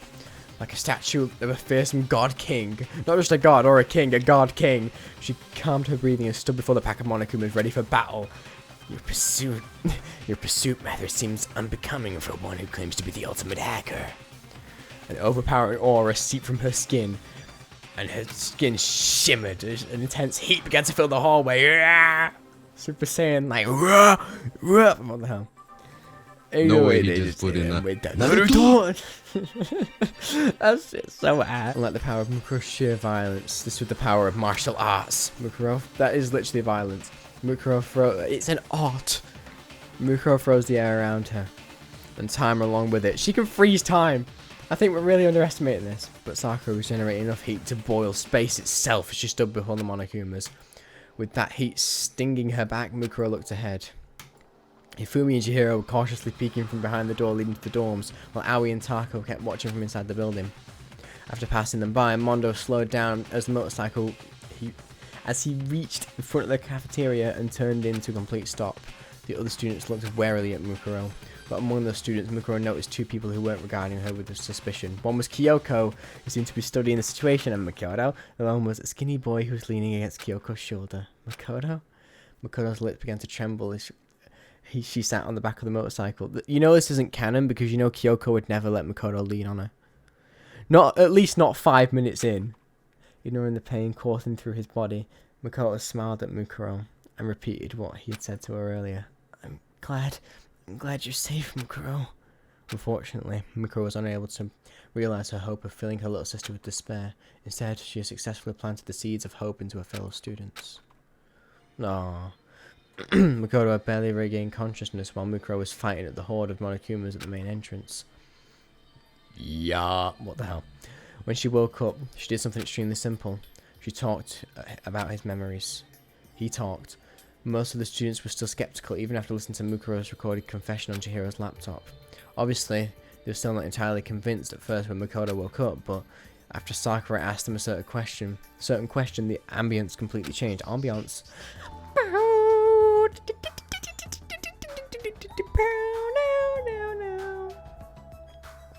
Seeing these images makes me so... Sorry, this music combined with the images, I just want to cry, man. In a really, like, cry tears of joy. Beyond the walls of this school, the world is completely destroyed. You saying no one else is alive? Oh. Then beyond the walls of this school, the world is completely destroyed? You saying there's no one else alive? Makoto slowly sat up to answer Sakura's meek question. Don't worry, I'm sure Kenshiro is still safe. Kenshiro. I'm sure he'll still keep his promise to you, Sakura gasped. Kenshiro was the only man she couldn't defeat, a man who had promised her a rematch, a man who made one other promise as well. Marriage! How do you know that name? How do you know about that promise? Because you told me. No. Makoto slowly corrected himself. You told all of us. Sakura was silent after hearing those words, but she then faced the other students and spoke in a loud, clear voice. I'm going to trust Makoto. Sakura! Though Aoi was shocked, Sakura continued to speak with determination. What Makoto had just said is something I kept locked away inside my memories. In fact, I was planning to keep it as a secret until the day I died. But if I shared that secret, that means there was once a strong bond between Makoto and myself. And the fellow students here as well. Aww. Makoto continued to talk in a gentle tone. Though it couldn't have been good for his health, he continued to slowly talk about the memories that the other students no longer had. What? Why do you know about the story I'm planning to write? Are you a specialist nen user who can predict the future? What? Why do you know about the story I'm planning to write? Are you a specialist nen user who can predict the future? You already finished that story, Hifumi. You had me help you with inking. Inking? Bro, that shit sounds like wanking. What? Wait a sec. How do you know I extorted money from that girl related to the Kuzuryu clan? Which girl? Actually, you don't even need to ask which girl. They're all scary. Oh gosh, no. Probably not Sumi, right? Probably not Sumi. Still, she's scary, man. She could kill something. But she got killed first. But it's her own fault. It's not. Because you even tried to sell my organs to them. What? His wounds were excruciating. Yeah, well, I'm glad he still got them organs, eh? I mean, heck, even so, Makoto kept smiling, talking about their lives together. It was as if his duty to do so now that he'd regained his memories. Can they all press the button and get the memories back? As the other students listened to him, they slowly began to realize something. The vivid accounts that he was providing couldn't be explained just as passing knowledge. Definitely not. Clearly some kind of bond between them all had been erased. Only Byakuya remained cynical, because he's an asshole. There's no way I would have grown closer to any of you. It's likely that you're all secretly working together. Though Byakuya was still hostile toward Makoto's recollection of their memories. For the time being, he's determined that Makoto wasn't actually a terrorist. What? He determined that he wasn't a terrorist. Mukuro had bought enough time for Makoto to wake up and share his memories with the others, even if she hadn't intended to do that. There's still a small sliver of hope that she grasped tightly. At least that cardio workout didn't go to waste there. And now she looked at the boy who had smiled at her. Mukuro didn't know what to say. She couldn't think of anything to say at all. The battle was over and Mukuro was now back to being a disappointing girl. She turned away from everyone's faces and apologetically climbed off the back of the motorcycle, but Makoto saw her and slowly opened his mouth to say, "Thank you, Mukuro. You saved my life." Makoto gave her words of sincere gratitude between his weak breaths. Mukuro couldn't bring herself to look at him as she mumbled to herself, "Why? Huh? If Kyoko told you, you already know what I did, right?" After regaining his memories and learning the truth, Mukuro should have been nothing but a hated traitor to him. Why would he smile at someone like her? Mukuro kept her head down. Oh, she's going to realise that despite him knowing everything about her, he still cares. There's hope. Makoto smiled, as if he was unsure how to respond, and said, "Well, I guess you're right, but you also saved my life many, many times during these past 2 years, and..." Makoto took a deep, quiet breath and smiled at Mukuro again. "You're my friend. We all spent time with each other. It would be great if you could look for a different path, not despair. And if there's any way I can help you, I will. Do you really think I can walk another path? What? Do you really think I can walk another path at this point? I don't know what you can do, or even what I can do. I think it's more important to look for that path instead of actually finding it." Is it intentional or coincidence? Just before he regained his memories, Makoto had said something similar to Mukuro when he spoke to him in the nurse's office as Junko. Regardless of whether he lost his memories or regained them, those words revealed Makoto's true character, or hope. As Mukuro confirmed that to herself, Makoto blurted out something that was almost too trusting. "It's not just you. Even Junko can." He was immediately interrupted. Monokuma's face appeared on every monitor in the academy. How did you know it's in every monitor in the academy, bro? You're not there. You don't have the all-seeing eye. Dun, dun. And his laughter seemed to be coming out of every speaker. I could have kept pretending to be that ultimate hacker, but it's boring to impersonate someone who doesn't even exist. If this keeps up, I'll lose my identity and turn into Monokuma. Haha. Kyoko looked at the surveillance camera and addressed Monokuma directly. She seemed to give up pretty easily. There isn't a bear anywhere that gives up as easily. Well, there isn't a bear anywhere that gives up as easily as I do. Regardless, I'm pretty sure Chihiro's figured out my secret of my control program by now. Oh, Chihiro is actually the GOAT. He realized, he probably hacked Monokuma. He probably could actually hack Monokuma. Just as I thought, you included that program on purpose. Oh, you included that program on purpose. Kyoko realized something that when Mukuro told her about Junko. There were 2 reasons such a hateful person would intentionally leave an obvious clue inside their Monokuma units. Either Junko wanted the students to learn the truth of the outside world and themselves on their own, or turn their hopes into despair. Or she was looking forward to that clue resulting in her own plan being undone, which allowed her to feel despair toward herself. Either way, despair. That sounded like a ramble I'd go on. That explanation. She was an angel of everlasting darkness, delighting in her own despair and using it to spread despair and any destruction to those around her. Why would someone like that continue to play the role of Monokuma? Actually, I set that program for Chihiro to discover if he happened to be one of the final 5 survivors. I feel so sad and empty that my preparation was a waste, but I'm going to think about it positively. The word retreat, I thought that was about to say the... Whatever, man. Doesn't exist in Monokuma's dictionary. Monokuma's dictionary! It's starting to hurt now. Just that quote out of context is so sad. It's starting to hurt now. Nervousness began to grip the students as Monokuma continued talking in his relaxing, uplifting voice. Now then, looks like everyone's here, including Toko, who's still tied up in a room. What? Let's start the heart-throbbing, exciting special graduation exam. Huh? The students broke out in noisy confusion, but Monokuma ignored them and kept talking. Oh, please. Don't think about it too hard. Relax, relax. Change Elax to a Bert. What? Rupert. Oh, Rupert's. For all I care. I'll still be the most adorable bear out there. Byakuya, visibly annoyed and confused with Monokuma's nonsensical rambling, shouted, I already know it's you, Junko. Stop this stupid game and show yourself. Oh my, don't you know? You want to lure the mastermind out of her heavenly hidey hole. You need to bring a worthy sacrifice. You're not worthy enough at all. Do you really... Well, this is still Monokuma.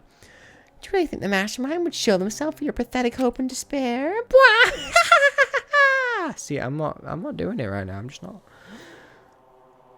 Let's eat. Let's eat what? He roared maniacally, then began to explain the special graduation exam. If you pass my exam, everyone will graduate. If you fail, you'll be held back for a whole year. I'll reset your memories, give you a fresh new lease on life, and you'll reintroduce yourselves at the start of the school year again. They say people's lives don't come with reset buttons, but I'm not a people. What? Whether it's soft resets or hard resets, I can do as I please. Well, Yasuhiro seemed confused, but the others... of course he did. But the other students knew what Monika meant by a reset. Why'd you have to mention that? Yasuhiro seems confused. Of course he does. Oh yeah! Ultra Despair Hagakure. I need to read that as well. Ah, very good, very nice. Is there anything else I'm missing? Obviously Gaiden, Danganronpa Zero. Oh, whatever, I'll think about it. I've read all the mangas as well. I don't know why I did that, though.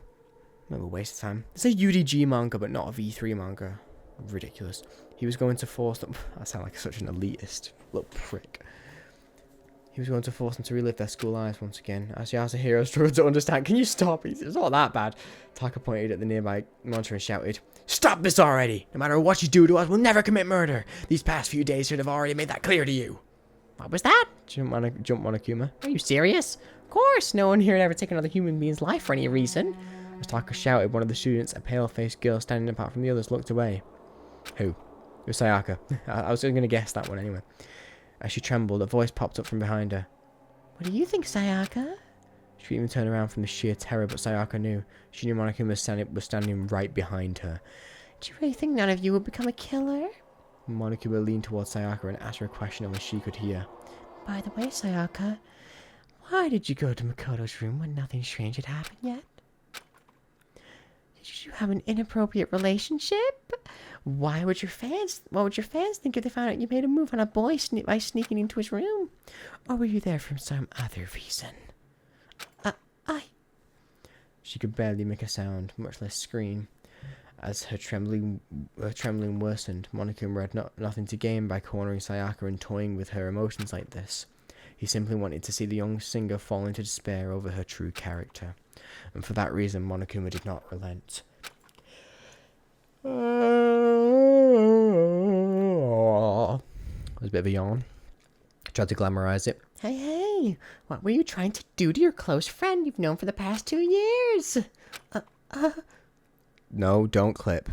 Her determination from last night blended with the memories Makoto had recounted and ate away at Sayaka's mind. Like a disease. A despair disease?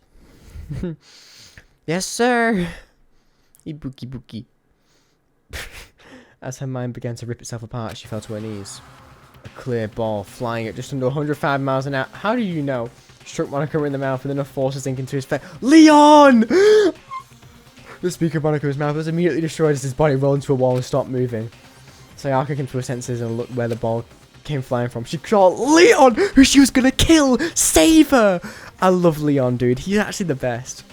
Breathing heavily as he stared intensely at Monokuma, Yasuhiro grabbed him and yelled, Dude, why would you do that, Leon? That crystal ball is really valuable. So he did smash the crystal ball. Yeah. Leon had stolen Yasuhiro's crystal ball and thrown it at Monokuma. Fair. That Monokuma bastard were trying to take Sayaka hostage. What was I supposed to do?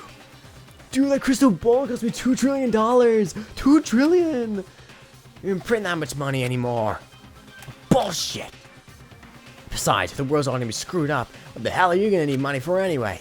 If it's safe out there, I'll just join the major leagues or whatever and pay you back. Well, I could pay you back doing something else besides baseball. What? Well, I suppose I could pay you... I could pay you back doing something else besides baseball. Maybe music? As those two argued, Sayaka fell to her knees. Hey, shouted Leon, running toward her. Sakura, are you okay? Oh, he cares so much. I love him. I love Leon so much, man. He didn't deserve the shit he got, man.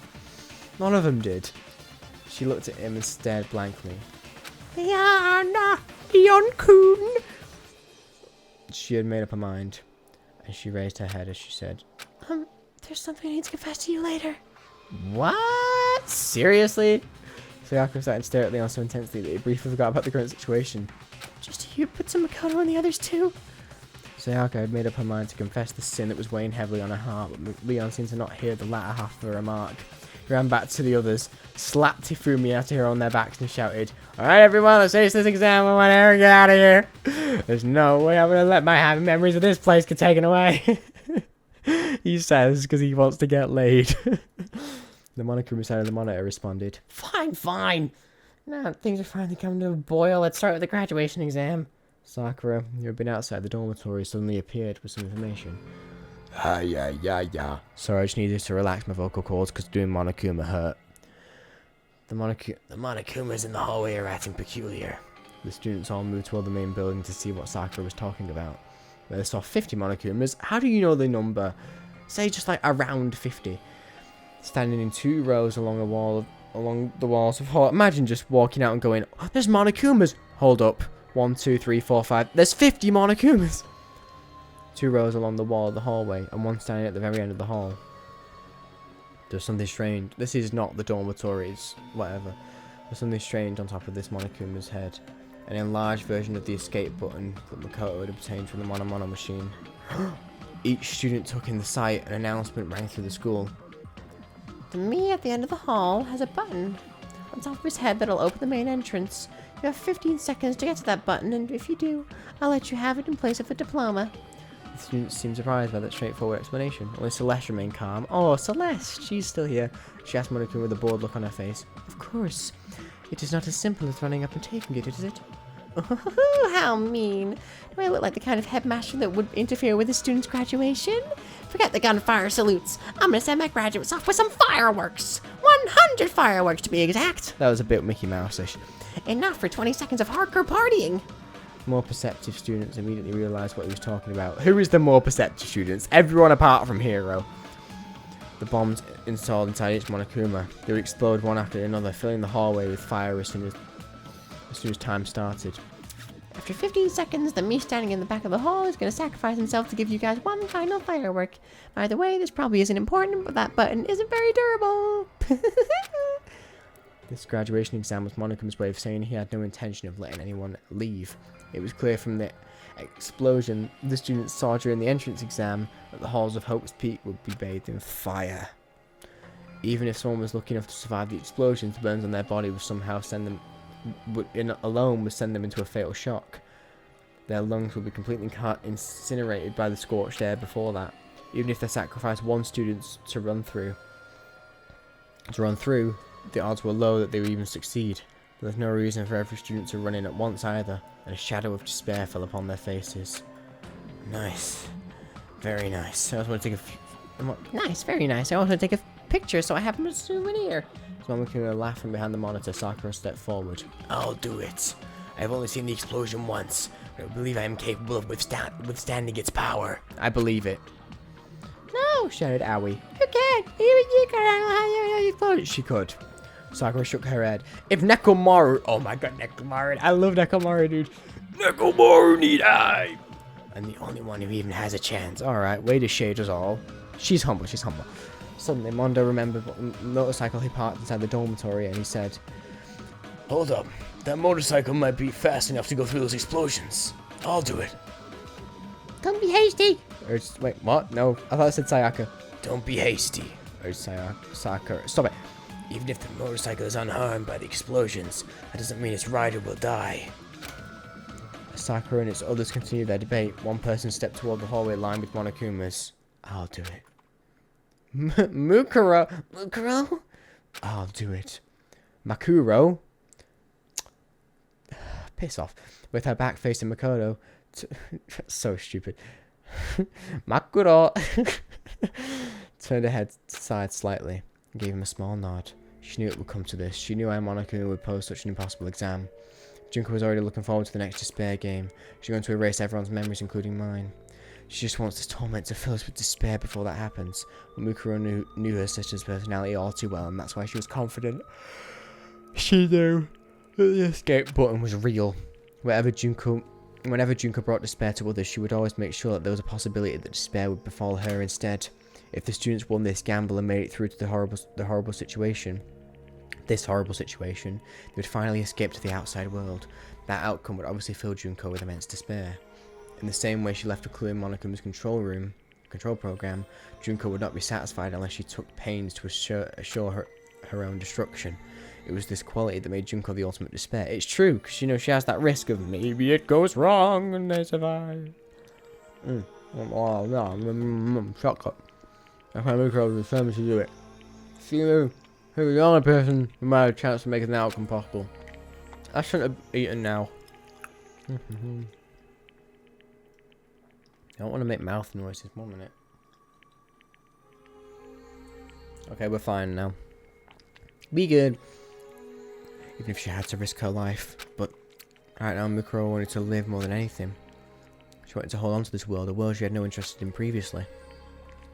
She didn't even know if this hesitation she felt was disappointing or not.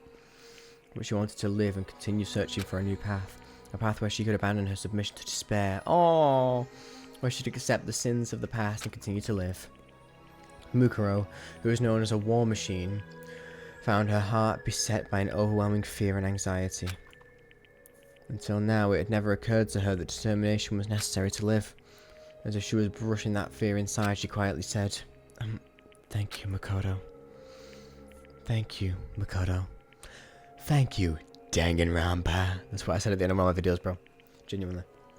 Bro, I had XQC speech. I don't know my videos, bro. I do not want to mention XQC on this video, dude. No. Unfortunately, the words she said to the boy... What? To the boy who showed her new possibilities never reached his ears. Oh. Sakura, however, heard her and frowned as she said, "If you're planning to sacrifice yourself as an act of pain and penance, I'll stop you with all my power." Sakura, oh my gosh, that's so hard. Bro, Sakura goes so hard. Though her words were firm, there was an unmistakable affection hiding in them. Both girls had decided their lives were to battle, and yet Mukuro felt a twinge of jealousy towards Sakura for possessing something she lacked. Mukuro leaned towards Sakura and whispered in her ear, "Nothing." "What? Are you serious? Are you serious?" As Sakura's frown intensified, Monokuma's voice blared through the halls. Alright, I'm gonna start the exam now. Ready, set, go! No time for questions or objections. The foremost Monokuma exploded, sick, sending a roaring wave of heat through the hall. Mukuro didn't look away. She began moving, powered by resolute determination. Why is there no music? As soon as the graduation exam started, the mastermind focused her control entirely on Monokuma holding the escape button, and was completely synchronized with the field of vision with it. She knew what was going to happen next. She could predict what her sister Mukuro would do in this exact situation, where she would choose to focus her superhuman skills with weaponry. And so, through Monokuma's eyes, she watched the scene. Monokuma's eyes, she watched the scene unfold exactly as she had predicted. A pointed metal bar burst through with explosions, heading straight for the weak point of the Monokuma holding the escape button. Specifically, it was aiming for the point where the bomb's detonation system and Monokuma's power source overlapped. It flew straight and true, as if it had been fired by a master archer. In order to bring despair to Monokuma, and by extension Junko as well, the ultimate soldier known as Mukuro Ikusaba threw the pipe like a spear so it could attack the same weak point she had pierced in the nurse's office. As explosions filled the hallway until only fire remained visible, the spear's speed and precision as it soared to its target defied all human logic. Did it now? Is it sick? Keep telling us how sick it is. Go on. That'll convince us. It's good. It's good. I'm joking. The mastermind knew. I'm joking. I'm joking. Why did I say that 3 times? She knew Mukuro had to use her power to fill the world with despair. Power was all that disappointing girl had, but that power was useless against Monokuma. The mastermind had predicted that Mukuro would put all her effort into that throw, and Monokuma caught the metal bar perfectly between his hands. The force of the throw knocked Monokuma back several yards, but the pointed end of the bar never pierced through his chest. Well, that was disappointing. The mastermind turned to look at a different monitor. She wanted to see the look on Mukuro's face when she realized that she failed to strike Monokuma. Oh, here we go. the despair of seeing the final Monokuma explode right before her eyes, completely obliterating the escape button. It's not going to happen, brother. She wanted to sear the memory of her disappointed sister's final moments as her newfound hope sank into a dark pit of despair. On instinct, she turned her attention to the surveillance camera that hadn't been destroyed, but instead of seeing Mukuro and the others, she only saw Sakura, who looked as though she had finished launching an attack. She only thought it was strange for 1 second, but then the hopelessly powerful mastermind completely understood the situation and shifted her point of view to Monokuma. But because of that single second, Junko would feel just a pang of despair. 3 seconds left. Amid the smoke, flames, and heat encircling the hallway, it burst through with the speed of a cannon shell. It glared at Monokuma with hot, boiling eyes that betrayed the icy expression on its face, and then, sharply, swiftly, strongly, it transformed into a living weapon that cut through everything, revealing its true form in that hall of despair. 2 seconds left. Oh, I love the counting thing here, it's so sick. I love when they go like 1, 2. I did that in my final exam at school. It was a crazy thing. It was like, I don't know how to explain it to you right now. It was some like all in their head psychological horror bullshit, but whatever. Monokuma, who was still holding the metal bar in his hands, tried to move, but at that exact moment, the living weapon carved a path through the flames and appeared before him. Its body, which had never been wounded on any battlefield, was sustaining all manner of burns and injuries, but even so, it did not falter. The fire in its eyes never flickered once. 1 second left. The living weapon, Mukuro. Only now does the story, it frames it as a machine, and then Mukuro slammed her, changing from it to her, sick, slammed her knee onto the back. The living weapon, Mukuro, slammed her knee onto the back of the metal bar Monokuma was holding. The sharp tip of the metal bar pierced through Monokuma like a rail spike, shredding the detonator and the power source into pieces. Time's up. The 100 explosions ceased and smoke blanketed into the hallway. Mukuro had dived onto Monokuma, and the pristine escape button now rested in her hand. She and the other students of the Hope Peak Academy had passed the graduation exam. It was only a small amount of despair.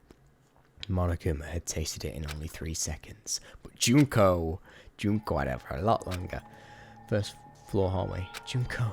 Mukuro looked down at Monokuma. He could no longer move or self-destruct. When she spoke to him, a static-filled voice emitted from his mouth. It seemed his communication function still worked.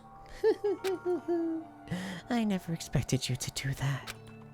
He still sounded like Monokuma. It seems his voice modulator was unharmed as well. I must have overestimated you. I thought you'd need anybody's help on the battlefield. When I give the signal, please launch me forward with a roundhouse kick. Mukuro whispered these words to Sakura before the explosion. Oh, when I give the signal, please launch me forward with a roundhouse kick. I was going to say that'd be weird. Mukuro whispered these words to Sakura just before the explosion started. After Mukuro threw the metal bar, she jumped into the air, and at the exact moment, Sakura unleashed a roundhouse kick. Right when Sakura's foot made contact with her own, Mukuro used the force generated by her kick to propel herself into Monokuma. Using the ultimate martial artist's superhuman attack like a springboard, she shot herself through the air like an artillery shell. Enduring intense heat, shrapnel, and blood-draining G-force, she stayed conscious as she charged through the hallway, engulfed with explosions and despair. Mukuro trusted Junko. She trusted Junko to predict that she'd throw the metal bar and catch it accordingly. Then she tried to look at her face as the despair sets in. Junko and Oshima she knew would definitely do that.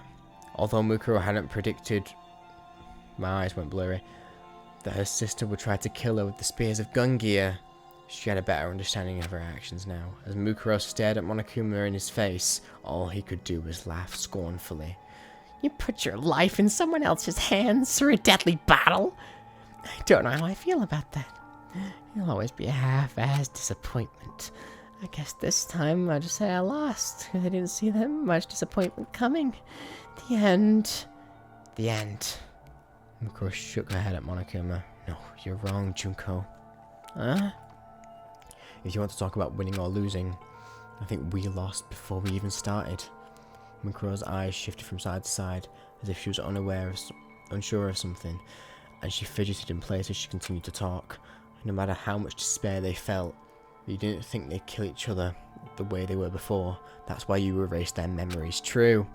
They aren't like the others who you forced in the past. You knew these students would never do it. That's what you believed, isn't it? What are you talking about? So, it's okay, Junko.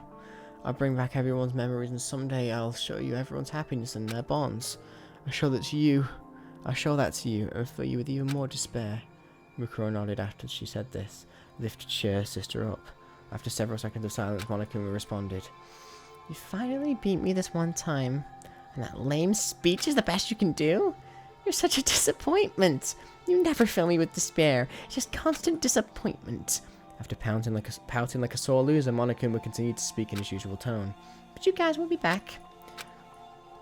When that time comes, I'll invite you guys to a wonderful place. I found out about this fun island while I was running things here.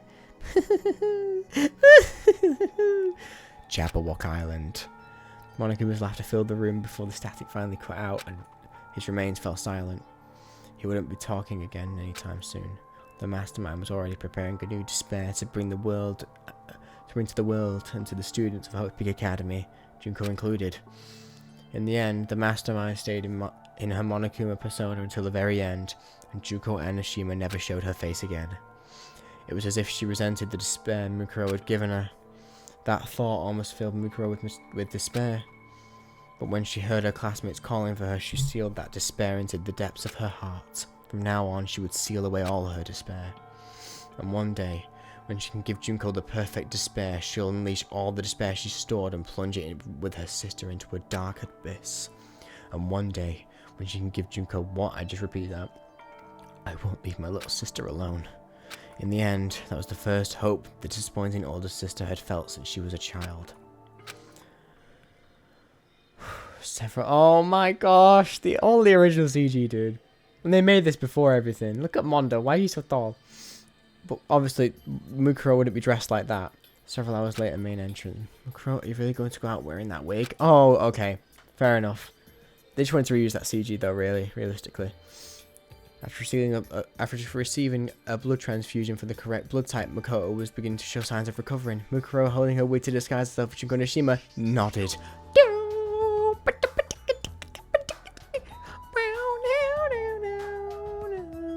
This song just reminds me of better times. You know what I mean? Like, every time I think about it, I go into a spiel reminding me of times when I'm so happy, and I'm happy right now. I'm as happy as I am right now as I was playing Danganronpa for the first time, you know. So, if I live as Junko, I might be able to understand her better. But if you dress Mukuro Snogia. Despite that, Mukuro's voice still sounded like her own, as if she hadn't fully decided. And I've made up my mind. While I'm out there, I've decided I'll accept everyone's hatred toward me and toward Junko. I can't die until I've destroyed all the despair that Junko has spread. The damage that the ultimate despair inflicted upon the world could not be measured in terms of money, culture, or even human life. Television broadcasts had already begun informing people that Junko Enoshima and Mukuro Ikusaba were the heart of ultimate despair. Among the survivors in the outside world, there are still people who hadn't been tainted by despair yet. Yep, Kyosuke Munakata. Regardless of the fact that she released Makoto and the others, to these survivors she was nothing more than the reason the world ended. Do you reckon that since Mukuro survived with everyone else, do you think she goes on to, you know, redeem the remnants of despair because she knows how to tap into their psyche and stuff in a way that the others don't know? And to the terrorists wearing Monokuma masks who continued to ravage the world, Mukuro was nothing but a traitor. She was now in the hopeless situation of being enemies with most of humanity. But Mukuro wasn't making a big deal out of it. I'm going to try to not kill anyone who comes after me for revenge. Wouldn't it be safer just to turn yourself in? What did you say here? Shut up, hero, you prick. You dumb fuck. Anyway, sorry, didn't mean to say that. Dumb, I did, not the F word. It's just a bit rude, isn't it? Well, you might just get... What? You might as well just get executed instead. But you could live on to be an old lady if your trial keeps getting pushed back. What? Mukuro fully shook her head at Yasuhiro. Laws, justice, these things no longer exist. Is it really that bad out there? Maybe we should just stay in here. Well, we're staying here. Byakuya glared. Well, no, is it really that bad out there? Maybe we should just stay in here. Byakuya glared at Yasuhiro with contempt. Yeah, a lot more than contempt. Ignorant idiots, just shut up. Your fate won't change whether you stay in here or not. Yeah, Mr. 30%. Although he was shocked to learn the Takami Corporation had been destroyed.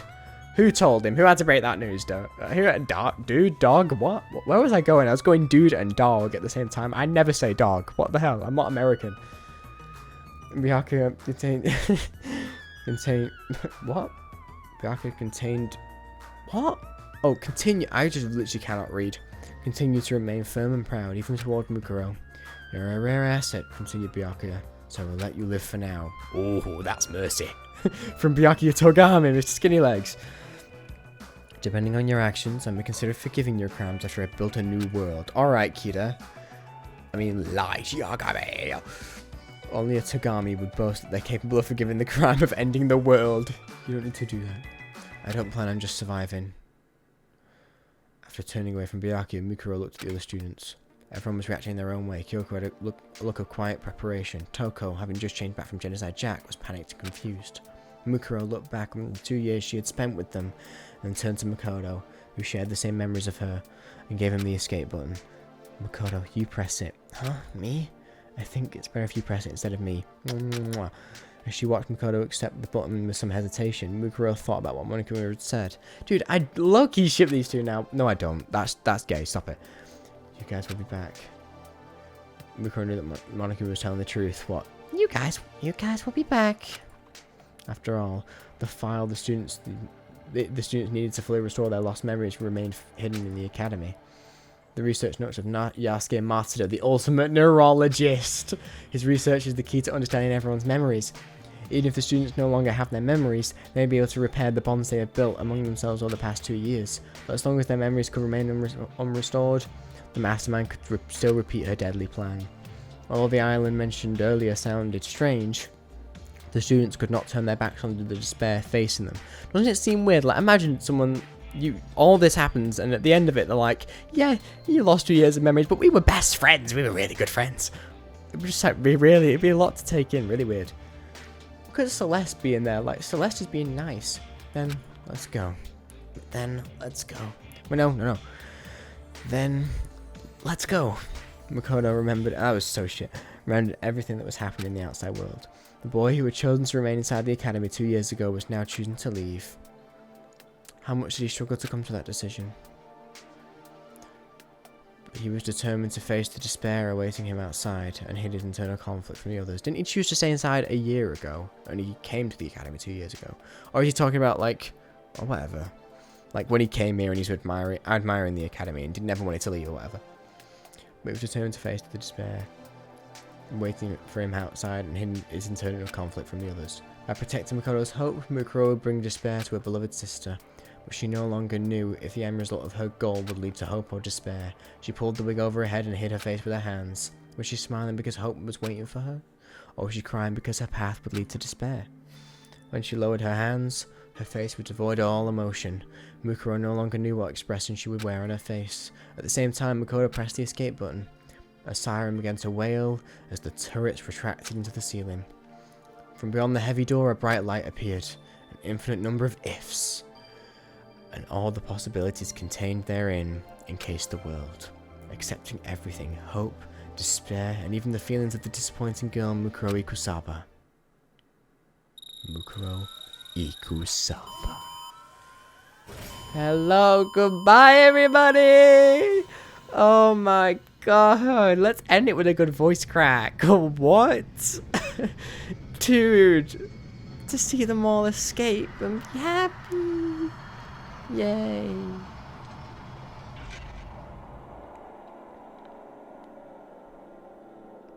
And there you go. No, well done, man. It's gonna go Danganronpa. Wow. Wow, I am so happy. Oh, sick. Let's read these, man. Makoto Naegi, he's a typical high school student who absolutely no remarkable talents or characteristics. He was randomly selected to Hope's Peak Academy from a pool of other unremarkable students. Kiyotaka Ishimaru. Makoto Naegi, ultimate lucky student. Kiyotaka Ishimaru, ultimate moral compass. who was held in the Public and Morals Committee at his previous high school, and a noted college prep school. He is extremely strict toward lazy people and anyone who makes fun of working hard. Byakuya Togami, ultimate Afro progeny. A member of the family which controls the Togami Corporation, an international mega conglomerate. As the heir to the family's business, he was harshly raised to prepare for his duties. Mondo Owada, Mondo Owada, ultimate biker gang leader. What a shit fucking title. At one point, he led the biggest biker gang in Japan. He's a classic rebel with a heart of gold and has a strong sense of justice. He also has an undying admiration for his older brother. Name's Leon Kawada. What's up? I'm the ultimate baseball star. Despite his refusal to practice, he has already enough natural talent that pro baseball scouts have already started courting him. Even though he's kind of obnoxious, it's hard to hate him. Of course it's hard to hate him, he's the best. Hifumi Yamada, the ultimate fanfic creator. Yeah, there's certain charisma within the fanfiction industry. He does have a charisma to him, doesn't he? I don't know if it's good or bad though. And he's a very, very proud of the following he's cultivated. At a local school festival, he sold over 10,000 copies of his latest creation, a stunning achievement by any measure. Yo, name's Yasuhiro Hagakure, the ultimate clairvoyant. He relies on his own intuition, bullshit. He relies on his own bullshit to form his own predictions, resulting in an accuracy rate of 30%, which is more than most psychics, because it's shit. He's been held back a few times. A few! He's 21. She's the leader in a... Wait, he's 21 by the time he's in Danganronpa 1. Like, he's 21 by the time that the rest of them are joining. At age 16. Dude, 5 years is bad. She's the... Don't you only have to practice your talent? He must have just have... He's like, oh, it was just bad luck, man. I just didn't have good predictions. My 30%, it was off. He's literally spinning a wheel every time he does his final exams. Sayaka Maisono, the ultimate pop sensation. She's the lead singer in a world-famous pop group. Though she's the darling of a generation, she's managed to maintain her sweet, down-to-earth nature. Kyoko Kirigiri, the ultimate detective. She's the only student at the school whose ultimate talent is unknown. She carries an intense beauty. Oh, she does. She's pretty. But her past and thoughts are shrouded in mystery. Yeah, and Aoi Asahina, ultimate swimming pro. She's a natural-born athlete. Her main focus is swimming, but at her own school, she is also competing in volleyball, track, and more. She has a smiling, enthusiastic nature that helps keep the others in high spirits. Tokufukawa, ultimate writing prodigy. Despite her age, she's already a successful novelist. In actuality, she has a personality disorder that manifests itself as the serial killer Genocide Jack. She's still a novelist? What do you mean, in actuality? Sakura Ogami, the ultimate martial artist. Her father taught her martial arts since she was a little girl, and now she's become the strongest human being on Earth. Celestia Ludenberg, the ultimate gambler.